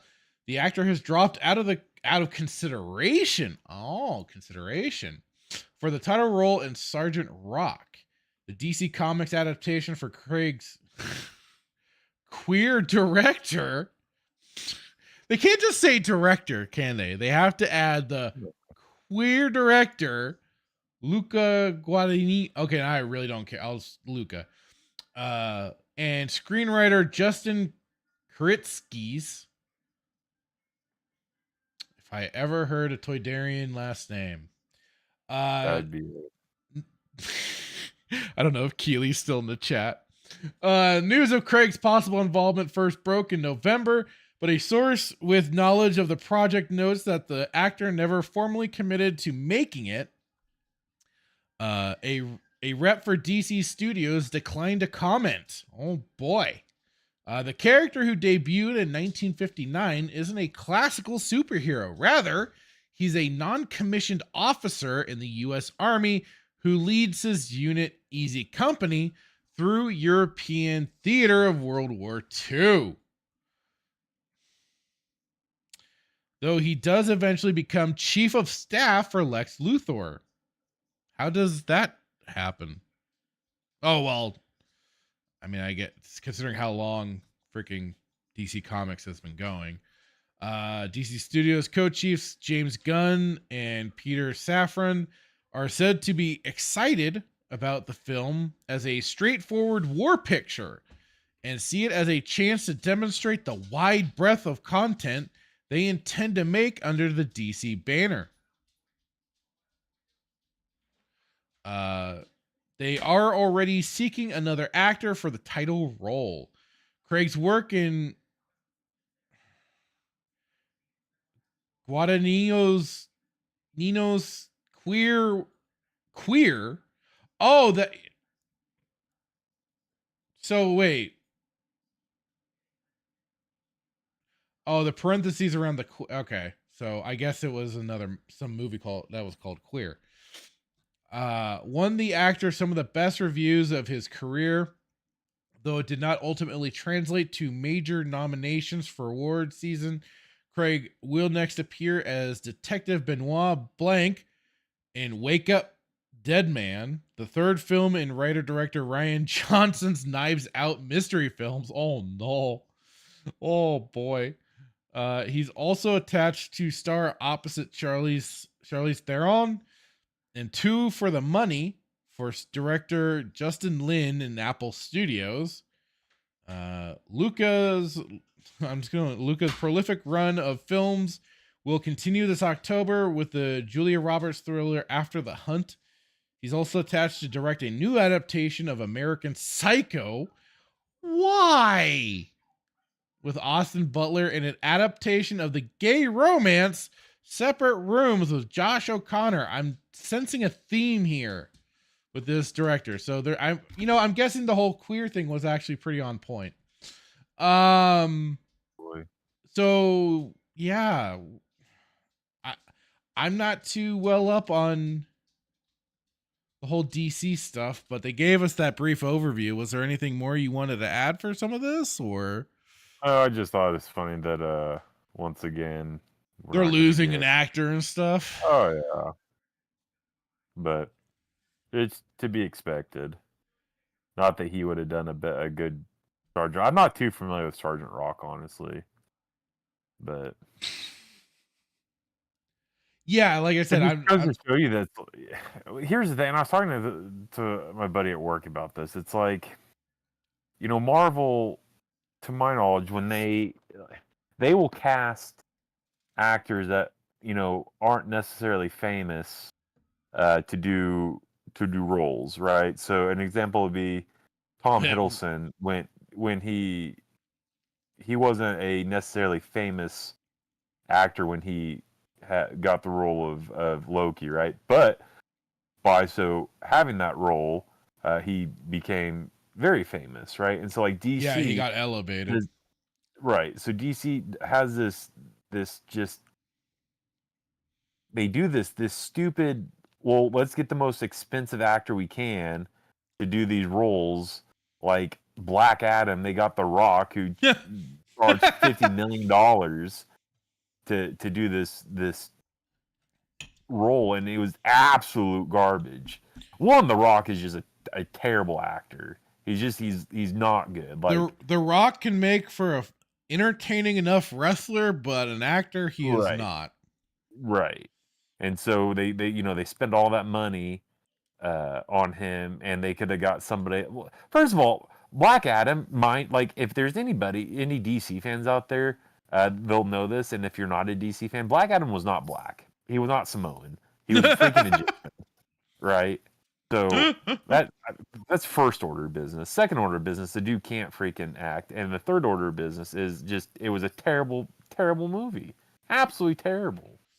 Like I'd rather watch paint on my house dry. That's how bad it was. But DC does this. They get the most expensive actors because in their mind they think, oh well, an expensive actor, automatically equates to just great, revenue, and.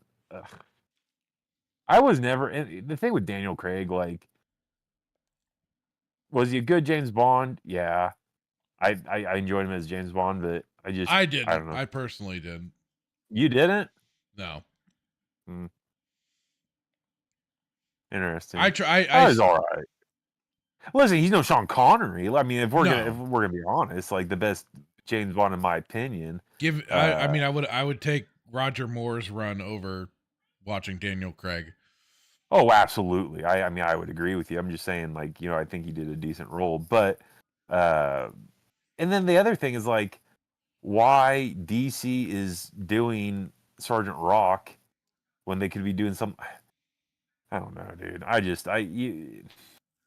know. No, we've lost. discussed this. We've discussed this when it's come to DC. They acted like they were bringing it with James Gunn. They were acting like they had this big idea, big plan that they're going to be able to go with, but they aren't structuring anything out. They still aren't actually it just still feels like they're spitballing everything, and Oh yeah. they're still trying to jump to having a bunch of superheroes all at once instead of building towards something. They're not. Right. They're just farting this all out. Yeah. Now the only thing I'll no, to your point. I mean, you are correct. So I don't know. If you were going to do a Sergeant Rock, which again, as a DC fan, I've been a DC fan for my whole life. I don't know a lot about this character, so I guess I don't really have much to say on it other than you could have gone with a different actor that would have maybe done the role, because it's not like he's walking away. Like this is his. It sounds like he's made the choice to walk away. Now we don't know why, whether he thinks it's going to be a non-hit or a bomb or. Yeah, it could be whatever. for any reason whatsoever. I think that what I read another article that said, because he's married to Rachel Weisz or whatever, and they said that like due to their schedule, it's a conflict. That there's a lot of traveling going on, and it mentions that he's going to be in Ruin Johnson's third film for the Knives Out stuff. So that could also be why, is that he knows that he has that coming up, so he may want to focus more on that versus dividing himself for a comic book movie. Which Knives Out sucked. It was a terrible movie. I didn't watch it, but I heard bad. I mean, did not hear great things about it. So, did you watch it? What? Watch what? Knives Out. No. Knives Out. Yeah. I haven't heard that great of things, but I mean, I haven't watched it for myself. Well, let's be honest, it's Ruin Johnson, so it's Ruin Johnson. I don't care to watch his stuff. It can't be good. He's definitely one of those people that needs a Tard Wrangler. Thought that was Dave Filoni for him. Well, I mean, like I said, he's one of those people that needs a Tard Wrangler. He's just another creative type where he can do certain things well enough, but he needs somebody like taking extra like control over what's being done, because he's directed episodes of Breaking Bad, and his directorial stuff isn't bad. It's when he tries to like also write and direct the films, when he starts trying to take too much control over it and everything. And his vision is very, not that great. So, yeah. I don't know where I was going with some of that other than. Well, the reason why I wanted to bring this up is specifically for that conversation I had at work with my buddy who, Marvel's very good at like, they're not about getting the most expensive actor. Like, have they had expensive actors? Absolutely. Robert Downey. I'm not saying that, but they've not sacrificed, or I guess they've they've given opportunities to both, if that makes sense, and they're not beneath. Let's get somebody who's maybe not necessarily well known and give them a chance. I think at one point when it came to Marvel and comes to Marvel, they were trying to try to cast appropriately.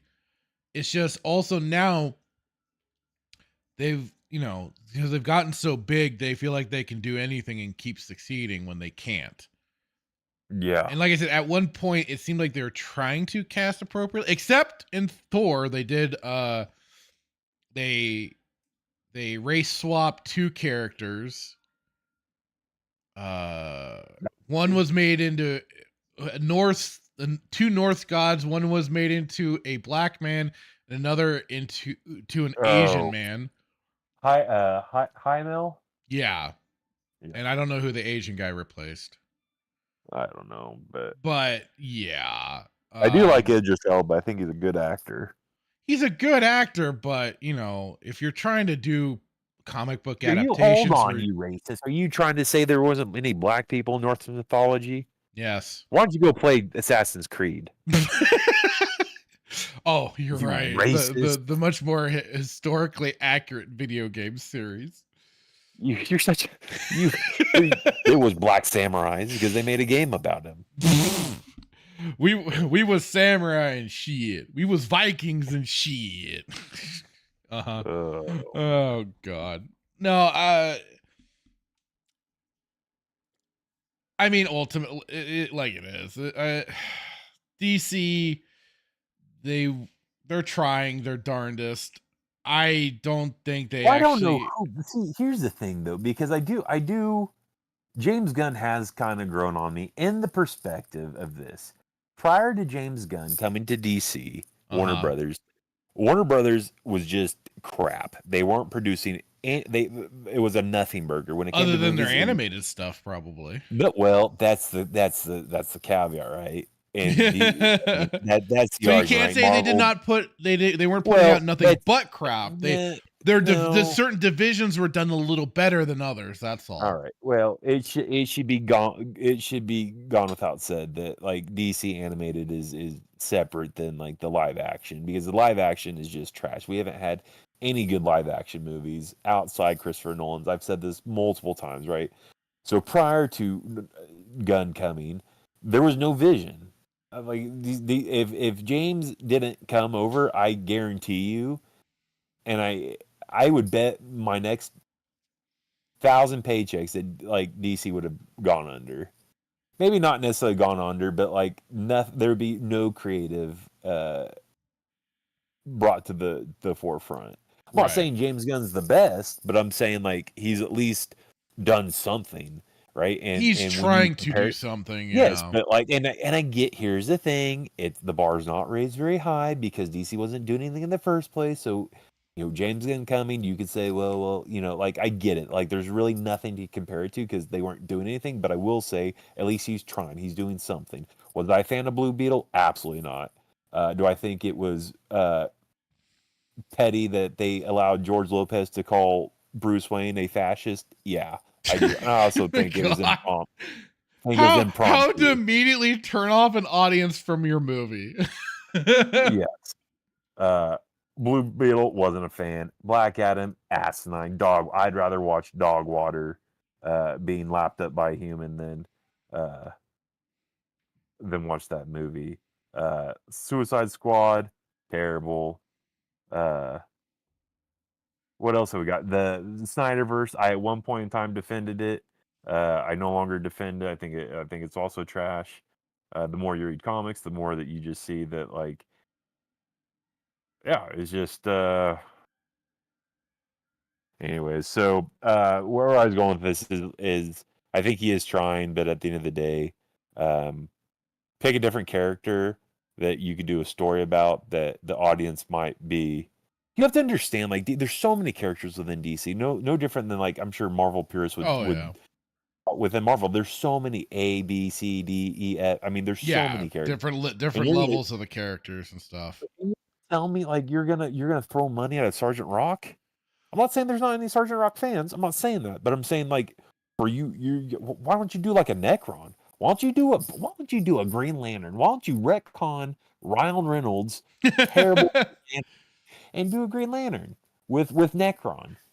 Do something off the Blackest Night comic. That'd be fantastic. It would take a long time because you'd have to introduce all the different the lanterns, right? You'd have to at least bring in the White Lantern. But that's where I also talk about they need to actually like build to something. Like they need to start setting groundwork and not just like get to these characters like midway through their journey or whatever. They need to actually get things at the start and build out their universe as need be, because even that's to the most part what before all the Marvel stuff was really bought up by Disney.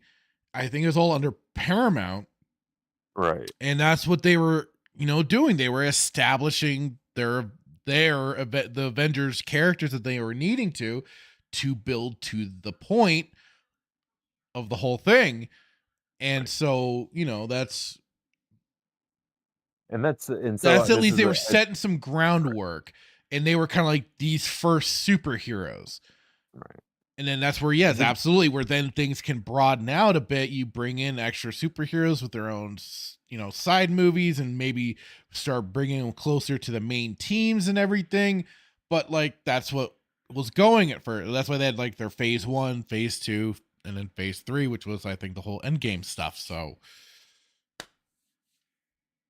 yeah, I mean, it's a good segue, because it's like, so my hope is like with the new Superman coming out in July, and then the Fantastic Four, if they do this right. And by the way, I found out that James Gunn is actually producing and directing the Superman movie. If they do this right, they can potentially do multiple movies off this singular movie. If whether Luthor's the villain, or if Brainiac, if they do anything with Brainiac, like they can do multiple movies off this one movie. No different than Fantastic Four. Galactus it seems to be the villain in here. But what about Doctor Doom? Is Doctor Doom going to show up, or is this just what I mean? They can do multiple movies off one movie, if that kind of makes sense. No, so, I see what you're saying. Yeah. I mean, this movie could be Luthor, and the next movie they could do Brainiac, or you introduce multiple villains into a movie, and then, you know what I mean? So, you're always playing a very, very, you're always on that thin line when you're doing the multi-villain stories, though. It's like but Marvel does it perfectly, because at the end of every Marvel movie, what do we do? No, the stay with me here. The concept I'm trying to the concept is at the end of every Marvel movie, it precludes to what the next there's a teaser of the next villain, if you will. Was that be an accurate statement? I mean, it depends. Like kind of, sort of. So I don't know if the Superman movie is just the Luthor's the main villain, and somehow they can interject Brainiac, or they can try to do. I mean, that would be fantastic, because we've never seen a Brainiac. We've never gotten outside the animated series. To my knowledge, we've never had a Brainiac in Superman live action.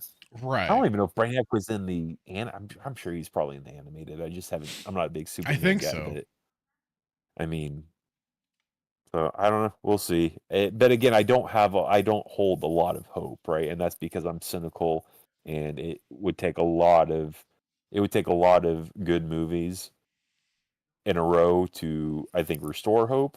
Right. And people are like, "Well, you guys are just cynical a-holes." I mean, my goodness, your bar's set so high, nobody. So this is the thing where I'm cynical and jaded with video games, as we can clearly see, Hitman has become just as cynical and jaded, but towards comics and comic book movies. Yeah, I mean, yeah. Hey, listen, I just want a pure brand. Unfortunately, I think that's asking too much in this day and age. Oh, it's gonna be a long time before we can ever get something to that effect. Yeah. So but yeah, that was the Daniel Craig stuff. Yeah, that's all I got. It's probably for the best, honestly, that he walks away, because DC can save a lot of money if they don't cast him. Well, it then depends on who they go with next and who's in the lineup for that. They should probably just not do a Sergeant Rock, and if they do, then you know what? Cast Candace. He had the haircut and everything. He'd be a wonderful character. A wonderful Sergeant Rock. Or the Sergeant Slaughter from the old WWF. Cast him. He'd be great. He's still around, is he not? He hasn't died. He's still around, I think. You know, I don't know. I think he is, Casey though. Slaughter. I think he's Sergeant still Slaughter, around. But that's all I got. Okay. Let me get to the chat really quick. Melissa Lord said, LOL, 100% Blake. Like Doc said, it's the temporal junction point of the entire galaxy. And that was about regards to Tatooine. Dan Blackbird said, Thunderbolts! No, no, this is DC. Yeah, sorry to burst your bubble there, Blake.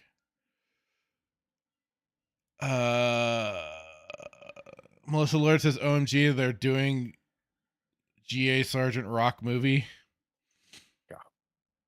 Are you excited, Melissa? I'm so excited. Dan Blackbird said it's the movie name. Yeah, I realized that a little. Yeah, a little late, but I realized it. But yeah. Backseater says because of what we in the business call the sliding time scale. Oh boy. Greg Hates Everything says queer director is redundant. Dan Blackbird says they should get Shaq to play the role. He's already in the marketing for Superman. Oh, I'll be damned. There you go. Makes perfect sense. Backseater says the sliding time scale is basically where time moves and the characters age at the convenience of the writers. Ah, okay. Thank you. I do appreciate you explaining that one. Melissa Lord says Dwayne plays The Rock in everything. Yeah, he really does. He does not break that far away from that. From like Kurt Russell plays Kurt Russell in every movie. Greg Hates Everything says, you saying Zachary Levi was a superstar? Me? Yeah, you. Because you were talking about that DC is hiring all the big shots and all the well-known actors. He might got me. But no, I guess I've dropped my statement. But still look at who is that? Zachary Levi? Shazam? Oh, that yeah. Well, did he playing something else though? Or maybe I get him confused with the guy from Big Bang Theory. I believe he was in a television show, yes, but you know, true. television shows don't always propel people. Greg freaking reminds me that was a terrible movie too. See, why did you have to do that? I was having such a good day. I remember freaking Shazam. That was terrible. Timon says same with Aquaman, Hitman. Yeah, well, no, he was on Stargate. He was famous. Jason Momoa, he was he was in Stargate SG not SG1, Stargate Atlantis, thanks to, as I understand, the guy, oh god, I forget his name, but the actor that plays John Shepard was the guy that brought him in. But yeah, Jason, he I thought he got big thanks to Game of Thrones, playing the Dothraki dude that, you know. No, I think that he got rapes the Dragon Queen girl. I thought he got famous because of freaking I thought he got I can't talk. I believe that he got the role of Aquaman because of Stargate. I could be wrong. Because he was, you know, it's Atlantis and he's the king of Atlantis. You know, I see where your brain is going there, but I don't believe he did. I'm kind of leaning. He kind of got big. I thought he got big after Game of Thrones. He did that. He did not even a season. He was in there for like most of this first season. But he didn't even talk, dude. There's some weirdos out there that got way too attached to that weird romance too between Daenerys and Jason Momoa's character. That was weird because that was like a whole fucked up, not good. People are fucked in the head. But yeah, because he also did I don't know if it was probably before. I think it was either after Game of Thrones or something, but he did a Conan the Barbarian movie too. Wasn't well received as I recall, but I heard it also wasn't terrible. but I heard it's like a lukewarm reception at best. Backseater says, hot take, Dwayne The Rock Johnson would be awesome as Superman. That's a hot take. And Green Lantern villain Mongol. I keep hearing, oh no, not Dwayne. No, not The Rock. I keep hearing Jason Momoa for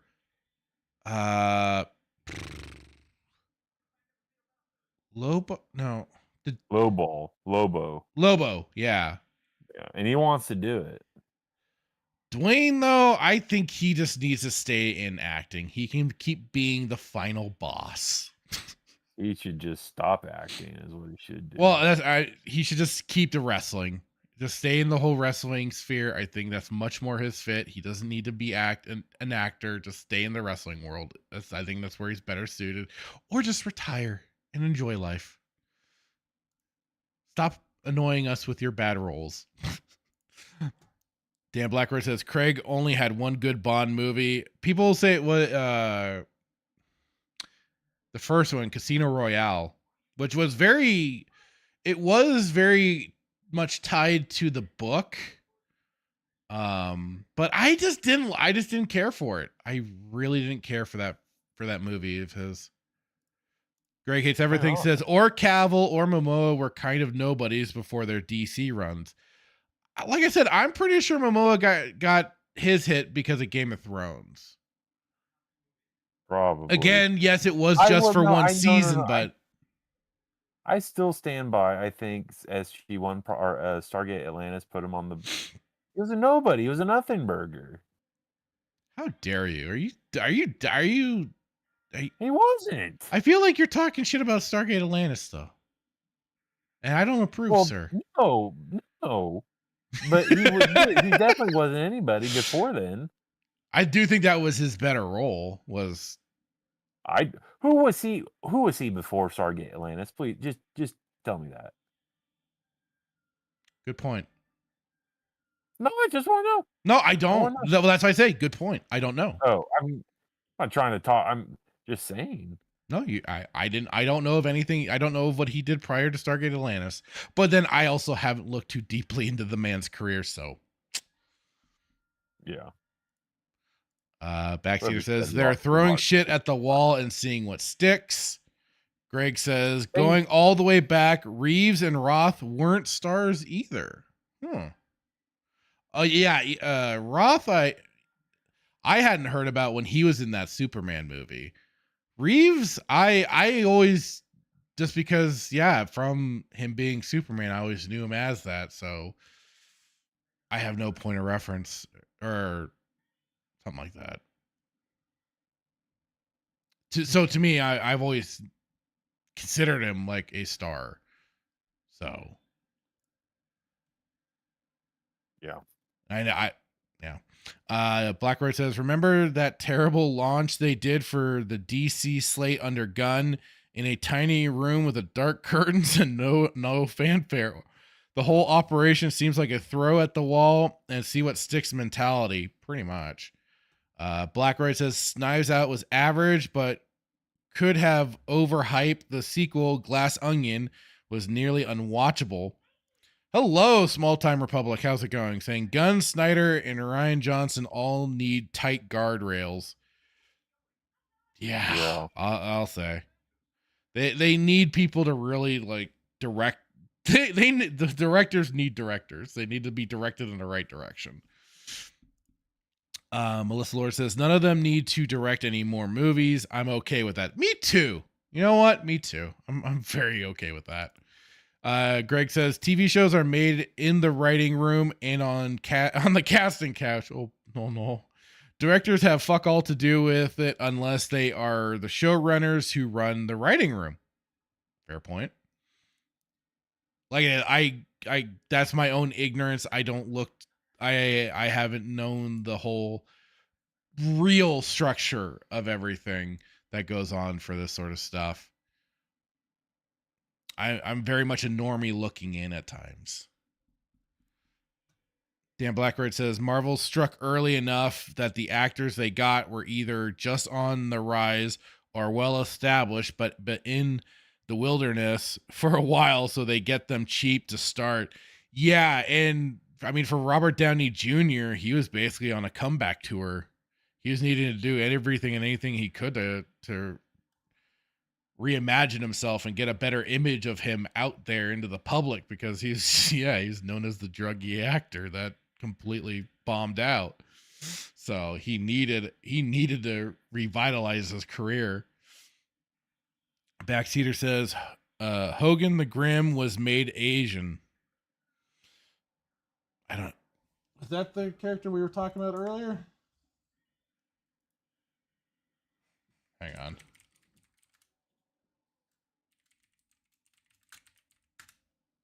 Okay, yeah, that was the character we were mentioning earlier for Thor. Dan Blackroyd says the animated DC movies dropped off years ago. Like it was, I knew about the good DC stuff when I was still kind of paying attention to everything. I don't know when they dropped off. I hadn't heard. I know like the Killing Joke was just very blah. Like they added a bunch of unnecessary and stupid shit to that. That would, because Bruce Timm just had to do ties, I think, to Batman the Animated Series, and there's this weird relationship between him and between Bruce Wayne and Barbara, and it's just like, why did you do this? I never saw it, just because of all the stupid shit I heard about. And it's really sad because I mean that is an incredible comic. Oh yeah. And it was one that both Mark Hamill and Kevin Conroy wanted to do for the longest time. And it's just a shame that, I mean, I'm sure I wouldn't be surprised if there's like a fan edit out there that changes that up and everything, which I might try and look for. And yeah, the whole sex scene was just ridiculous. Yeah, I heard. Duke Devil says, wow, can't believe Fractured's racism. Wonder if he noticed Cisco's black. Not sure how much more racism we can take on the show. Well, no, and to Bradley's point, you were very racist against the Tuscans, and then that's why Brad had to say sand people. I just seem to remember that whole thing. It was when you were playing SOTOR. You were doing your playthrough, and you said something racist about them, and he had to say Tuscan people or brown people or I forget. Oh, when I was playing Knights of the Old Republic 1? Yeah. And Bradley had to, take the non-racist view and call them I forget what he called. What did you call them, Brad? But he was cynical. He was like very. I'm gonna have to look for that now. I'm gonna have to go through that gameplay footage and see what was possibly Maybe I said. was racist. Maybe I made the racist comment. I don't know. I was probably making racist comments about the Tuscans. 100%. I probably was. But there's a difference here of what we were talking about, Duke, and you know this. Cisco's at least an original character. Character I'm talking about were race swaps. Well, what if he was race swapped with Janeway? Oh no. I'll take it. This was an upgrade at least. Melissa Lord says, hey Hitman, Burton Batman movies are great. Were you talking crap about the Tim Burton movies? No, I don't think so. I don't think Snyder and Gunn suck. I can agree with that. Melissa. They are Burton universe is fantastic. We never received the third one that we were promised. Yeah. Which I mean, in that, to be fair, they did race swap Dent for Mr. Colt 45 himself. Yeah. Lando. Oh God. See, my racism is just striking again. I can't remember his name. Billy D. Williams. Yeah, Lando. Good old Lando. But yes, they did do that. I do hold them to Melissa Lord says, I even like Batman Forever, but it's not a good movie. It's a campy, schlocky movie that definitely harkens back to Adam West's Batman era. That's for sure. And unfortunately, it is another case of much to be in. This is very much being fair. Much how we know Dwayne The Rock Johnson is just Dwayne The Rock, is just The Rock in everything he does. Jim Carrey is just fucking Jim Carrey. That he's just basically being Jim Carrey as the Riddler in the Riddler costume. So the only thing, like, it is the one thing I've always loved is still The Cable Guy. That's like still my favorite movie of his. But yeah, in Batman Forever, it's just full on Jim Carrey being Jim Carrey. But it is, I have fond nostalgic memories of that movie. It's campy fun. It's campy fun. Riddler. He was terrible Riddler.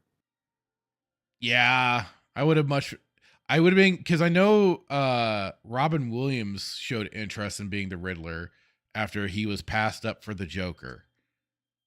So I would have been very curious to see how Robin Williams would have done, or if Robin Williams just would have been Robin Williams.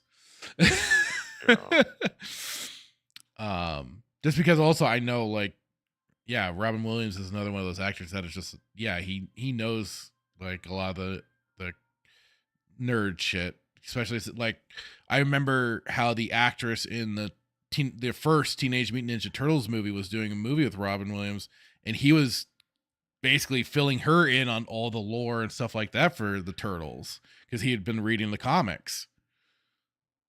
So he's also known to be a big gamer. Named his daughter Zelda, for God's sakes. Dan Blackray says Lanterns is a TV series coming. Dan Blackray says Thunderbolts will show them all. True cinema. He is on that Thunderbolts horse. Let's go. And also says Legion of Superheroes was the best Brainiac. Comment, Hitman? No, I've said everything. I'm just, the more I think about it, the more depressed I get. So fair enough. Dan Blackray says Zachary Levi shot to fame solely, completely, 100% because of the Thor movies. Was he in? No, he was. What? Timon Flanagan. Yeah, Joe Flanagan. Thank you, Timon. Yeah. Joe Flanagan.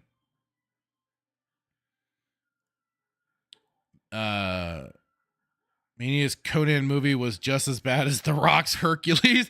I forgot The Rock was Hercules. I forgot they did that. Oh, shit. But was it as bad as Scorpion King? When The Rock was... When they did the actual movie for the Scorpion, like for Dwayne play, not the one that was still the Brendan Fraser, the second movie, but when they did the full like solo movie for them doing the Scorpion King. Dan Blackray says Momoa is Lobo in Supergirl.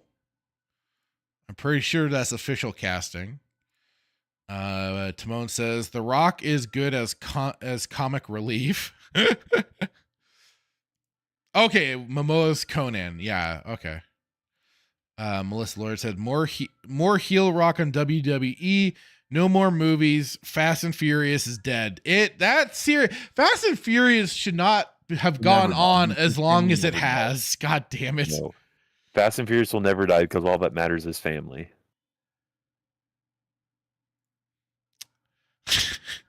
Timon says before Atlantis, Momoa did Baywatch Hawaii. Really? I did not know that. I didn't know they did a Baywatch Hawaii. I only knew of the main one with the Hasselhoff. You don't hassle the Hoff, bro. That was it. That's all I do. Melissa Lord says Dwayne's best movie is The Rundown. He was great there, but everything else is meh. Is that the one he did with... God, I know him as Stifler from the American Pie movies. He was in the Asian movie where he becomes like a with the monk in the movie theater thing, and Oh, and it he's was in Dude, Where's My Car with. no, but he's the one where it says why do hot dogs come in a package of 8 and buns 10? I don't know what you're talking about. How do you not know what I'm talking Sean about? William Scott. That's it. Nerdy Neo says, I just watched the episode Momoa got introduced since I just started Stargate Atlanta season 2. Nice. Yeah. I always considered Ronan as being much more angrier Teal'c. Big angry. I always just called him Big Angry Teal'c. Because Teal'c was much more calm and reserved and Bulletproof Monk. Bulletproof Monk. Bulletproof Monk. Okay, yeah, I have heard of that movie, but I don't think I've seen it. It's like, why do hot dogs come in a package of 10 and hot dog buns 8? That's a great movie. Okay. Duke Devil says, oh yay, Rise of Palpatine is now on. Apparently TNT is engaging in some sort of torture of its audience. And why are you watching it, Brad? Why are you know what? The slop you've watched. Same reason why he watched Acolyte. Nerdy Neo says Shepard is Joe Flanagan. Yeah.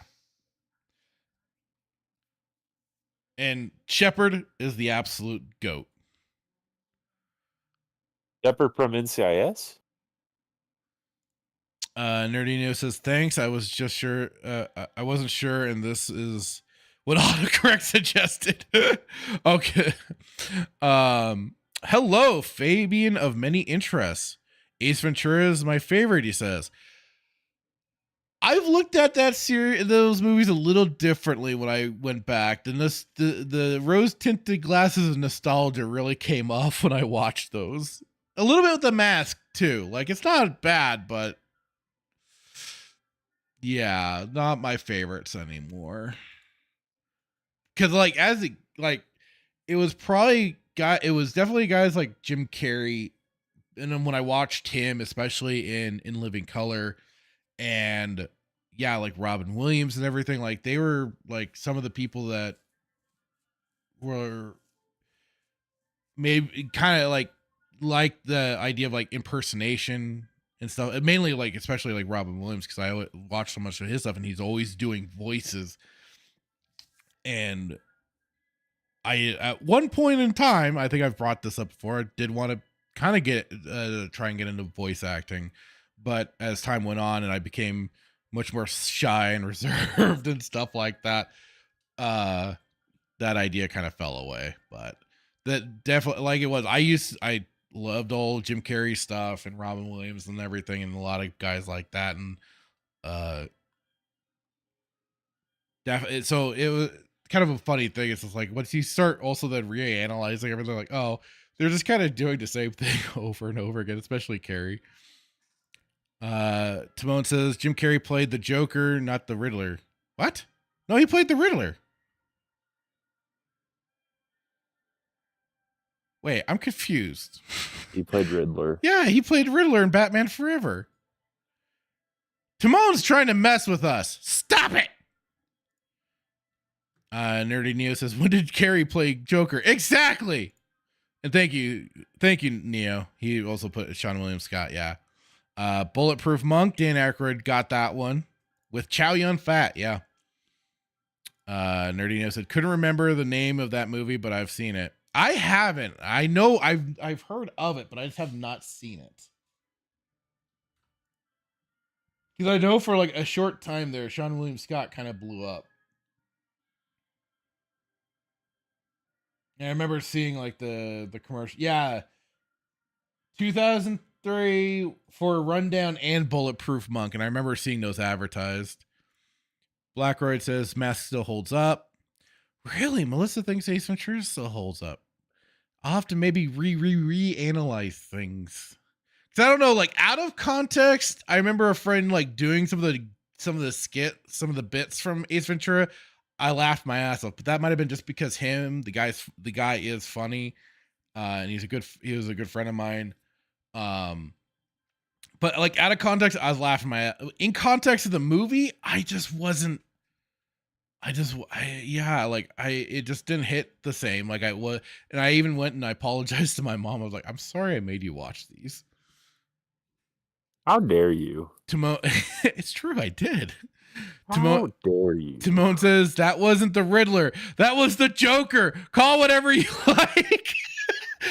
I mean, the way he behaved was very Joker-esque. Yes, you aren't necessarily wrong.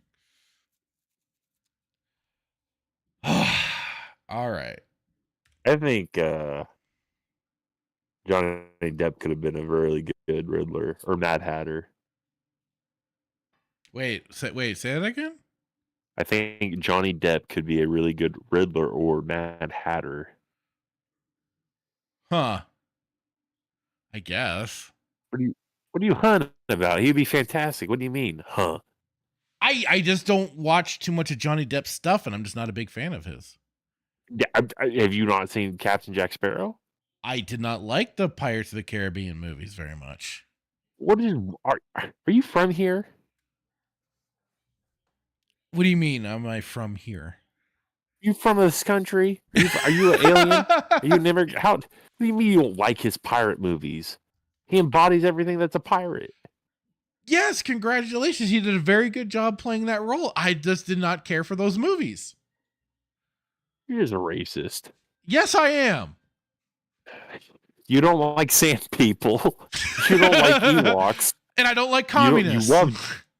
But you love Jawas, so I don't understand. No, I don't. I don't get it. No, I yes, don't. you do. I killed yes, Jawas. Your favorite actor from The Mandalorian was the Jawa lady. Oh, you son. You know. What was her? Peggy. What was her name? The mechanic from Tatooine that built the Naboo starfighter for Mando.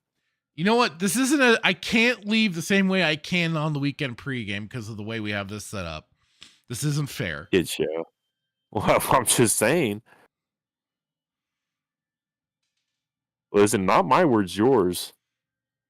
And you can't see me leave. You can't see me leave, so the effect is lost. I just want to know which one is worse, Peggy or I won't go there. Never mind. Well, you claiming that Filoni's the savior of Star Wars. I said that sarcastically. It's on the. It didn't sound sarcastically. You said it so mad too. It's like I said it sarcastically. Like there was an actual ounce of just hate in your voice. Oh man! I felt like I finally just had to say something. Yeah, he's like, I did it sarcastically. You How idiot! Dare you? Yeah, you idiot! Oh man, where's Brad? Brad was there. Where's Static been? I don't know. He's probably off playing my video games with Dermy in there. Dermy. He doesn't join Stargate anymore. I've also stopped bringing people in. That's probably what also ruined it for some people. I don't bring them in anymore. I'm just saying. Haven't seen him. What does Dermy have that I don't? I've seen Dermy, by the way. Too many people have seen too much of Dermy, trust me. What does he have that I don't? Because he has Jealous, are we? Saturday. Jealous, are we? No. You're sounding a little jealous. No. What does he got that I don't? Shut up. I'm just saying everyone wants to hang out with Dermy. I'll just be over here playing SOTOR. Everybody was like wants to join Dermy and watch him make snow angels. Eating a Slim Jim. Oh god. I didn't even watch that. Timon says not even 60s Riddler was like that. No, he wasn't. I love the original Riddler. He was great. God, who was that played by? Cesar Romero, you mean? No, that was he was the Joker. Yeah. And I use the GIF from that series too of him laughing on the floor. Where is this? Frank Gorshin, awesome. The thing that Awesome terrified as me the watching Riddler. the Adam West movies was when they had the dehydrator and they would shoot somebody and then they would sweep them up with the little broomstick. Would be terrified of that. I enjoyed rewatching that series. It was great. Oh yeah, I haven't watched since I was a little kid with my dad, but yeah, they were Oh, it's great. so much fun. Cesar Romero's fantastic, and then It's you had, so like, hilarious noticing his mustache too. Oh yeah, and then I forget who played Catwoman, but she would always go, she'd go perfect, and the Well, they went through a couple of actresses, but the original that started playing her, the original actress was Julie Newmar, and she was, oh my god, hot. Maybe that was her, yeah, the original one. She was in the one with the dehydrator one. I'm trying to remember that episode now. And then what was the movie? I don't think it wasn't the show, it was the movie with him, I believe. Yeah, they did the movie as well. Oh, they had a different Catwoman for that one. Lee Merriweather. Oh. He just kept changing the actress for Catwoman. Yeah, it was the 1966. I need to watch the movie because I've seen most of the series. Like I got through, I think I got through season 1, and we were going through season 2. Oh god, the Penguin said so. Burgess classic. Meredith was awesome as the Penguin. Oh gosh, yeah, it was the total dehydrator. That's what they had.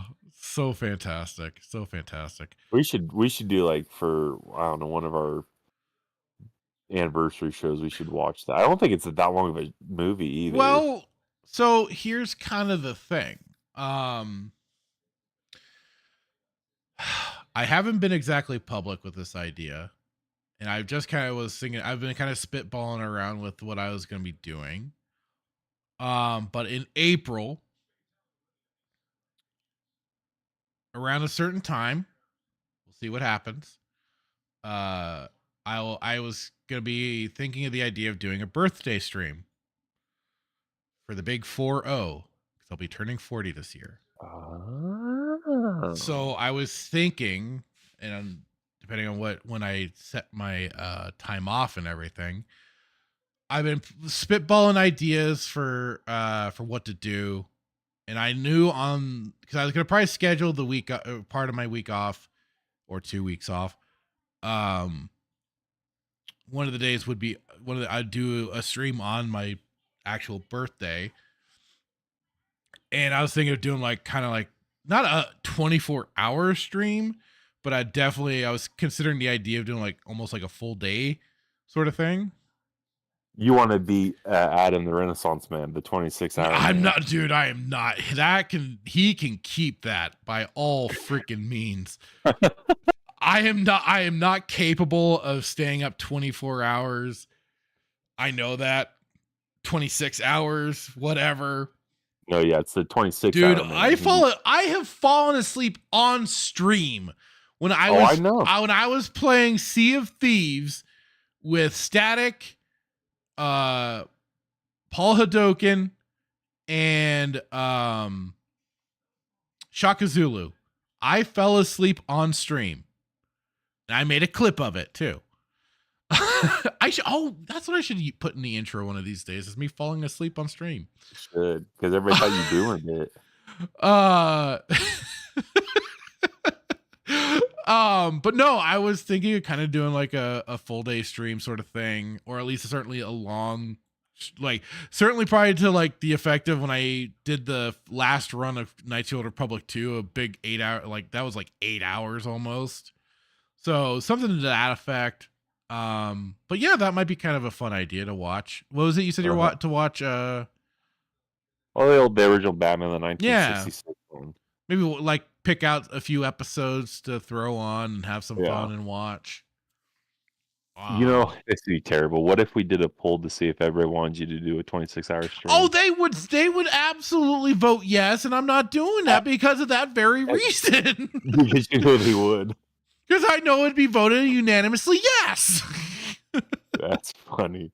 Don't see you want to take the power away from the people. God. Yes, I am a tyrant. I will admit this.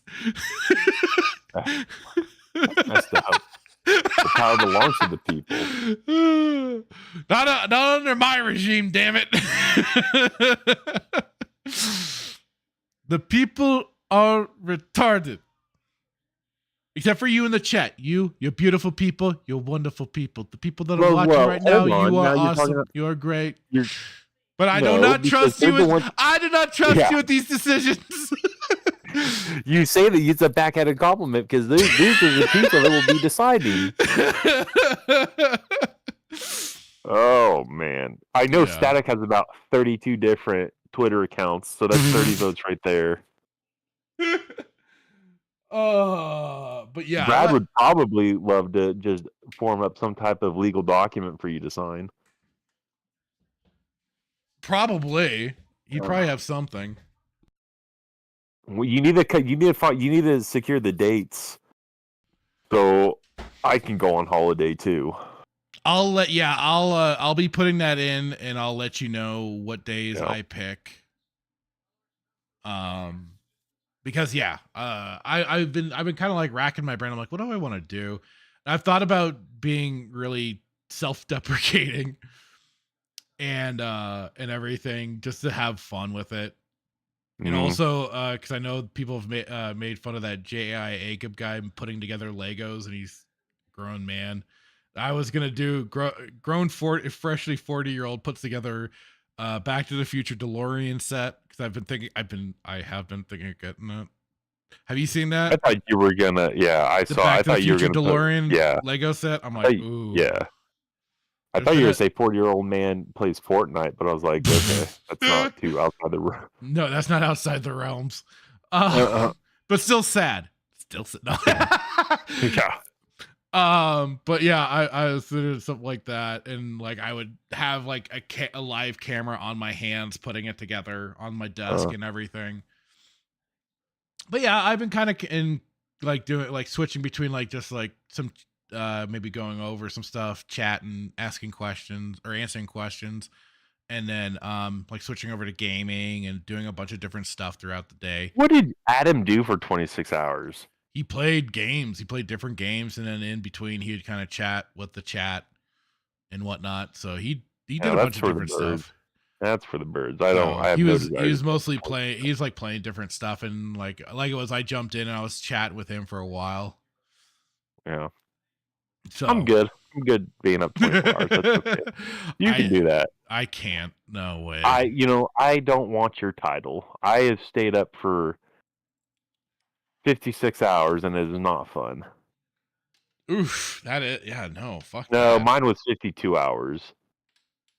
That is horrible. Yeah, not fun. But yeah, so no, he can absolutely keep that title by all means. Nobody's trying to steal your glory. No way. No, absolutely way.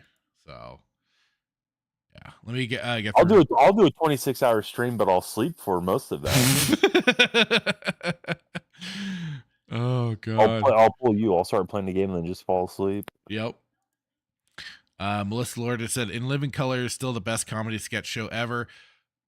Definitely its earliest seasons were naturally some of the best stuff. It got kind of watered down as time went on, but it was fantastic. I especially loved the musical parodies. The musical parodies were always fun as hell. Nerdy Neo says, I only saw Ace Ventura for the first time probably 5-ish years ago, and I lamowed. Melissa Lord, Jawa fucker. Dan Blackroyd is all canon now. Nerdy Neo, probably about 100 pounds hitman. I forgot what that was about. Dan Blackroyd says, outside of the original Phantom Menace saga, the extended universe adventures on Tatooine are fantastic fan fictions created by the new leader of lore, Dave Filoni. Dan Blackbird says, I'm all for it. They had 3 all up, I think. 3, what? Crap, now I forget. Timon says, also Batgirl was in Star Trek OG. Oh, Yvonne Craig, I believe her name is.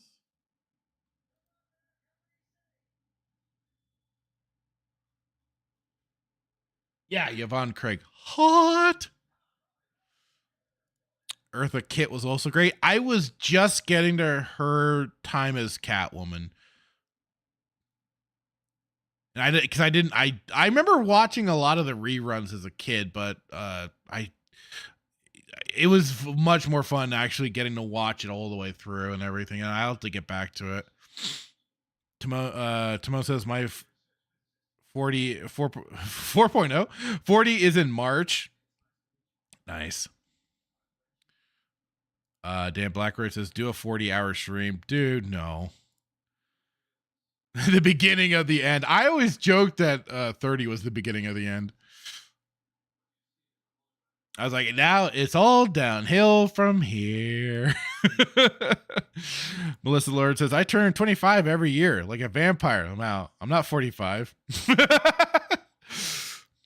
Oh, just embrace the age, for God's sakes. Nerdy Neo says, hey, nothing wrong with Legos.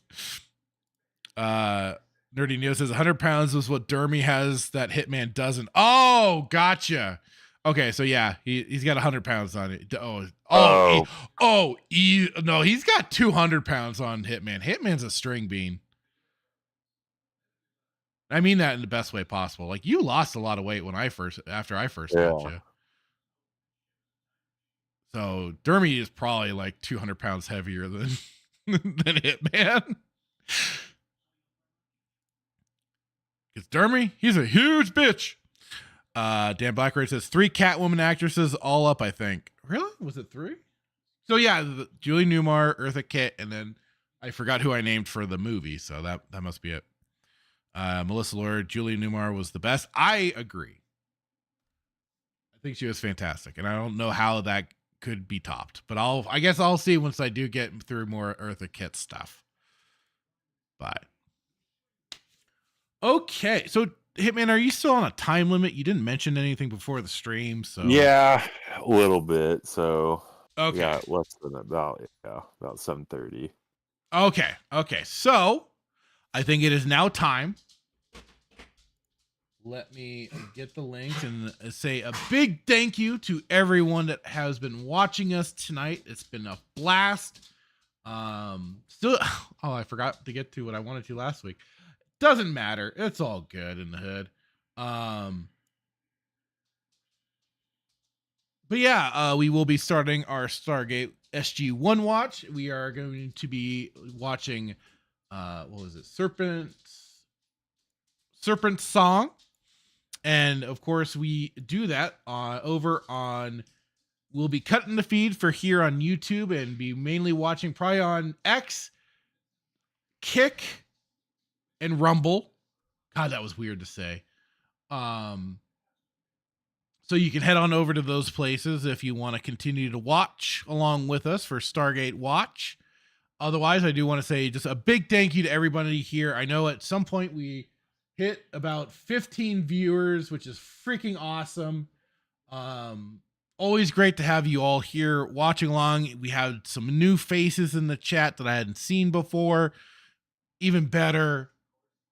It's always great that we're getting, more and more faces out, more of our faces out there and all that jazz, or whatever the hell I'm trying to say. But yeah, follow me on all the socials. Links are in the description, link tree and all that. Same for Mr. Hitman here. Don't forget to catch us for Wormhole Watch on Duke Devil's channel when he posts those on Wednesdays usually. Check it out. And so I'll just say to anybody that won't be jumping over, but I'll still say thank you to everybody.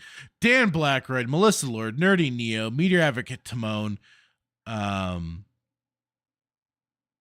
Greg Hates Everything, Duke Devil 95.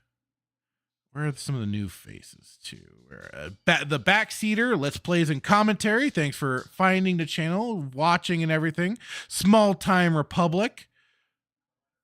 Let me go over to the actual YouTube side. I'm trying to remember. We did Captain Keeley dropped in. We had Star Wars Scran, Star Wars Marvel Purist. Oh yeah, Outcast Cantina. Thanks for dropping by. Okay, and I do believe that is everybody. Again, a big thank you. Let me I'm gonna get the links here in just a moment. Meanwhile, you're possibly hearing my dog whining in the background because some other dogs are running by and we wanted to bring him in. Oh, no. Chiefs went outside. That's why he was whining. Okay. So, yeah, here are the links. If you want to go on over and join us there for the fun and excitement of Stargate. Timon is already over on the kick side. So pumped. Let's go. Dan Blackroy says, trivia for this week. Hammond's bush is shaped like a thunderbolt. If you look really hard, you can see it.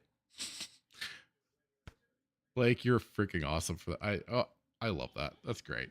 All right, everybody. We'll see you over on the other side. Again, thank you all for watching this long. We appreciate it. If you are watching the replay, please drop a comment in the comment section. Smash the like button. All of that helps the algo. Get us to more eyes and ears listening so we can torment more people because it's great. All right. Let me play us on out. We will see you next week. Oh crap. No, where is it? Where is it? I'm boomering. Oh no. Don't do it. There we are. All right. Bye.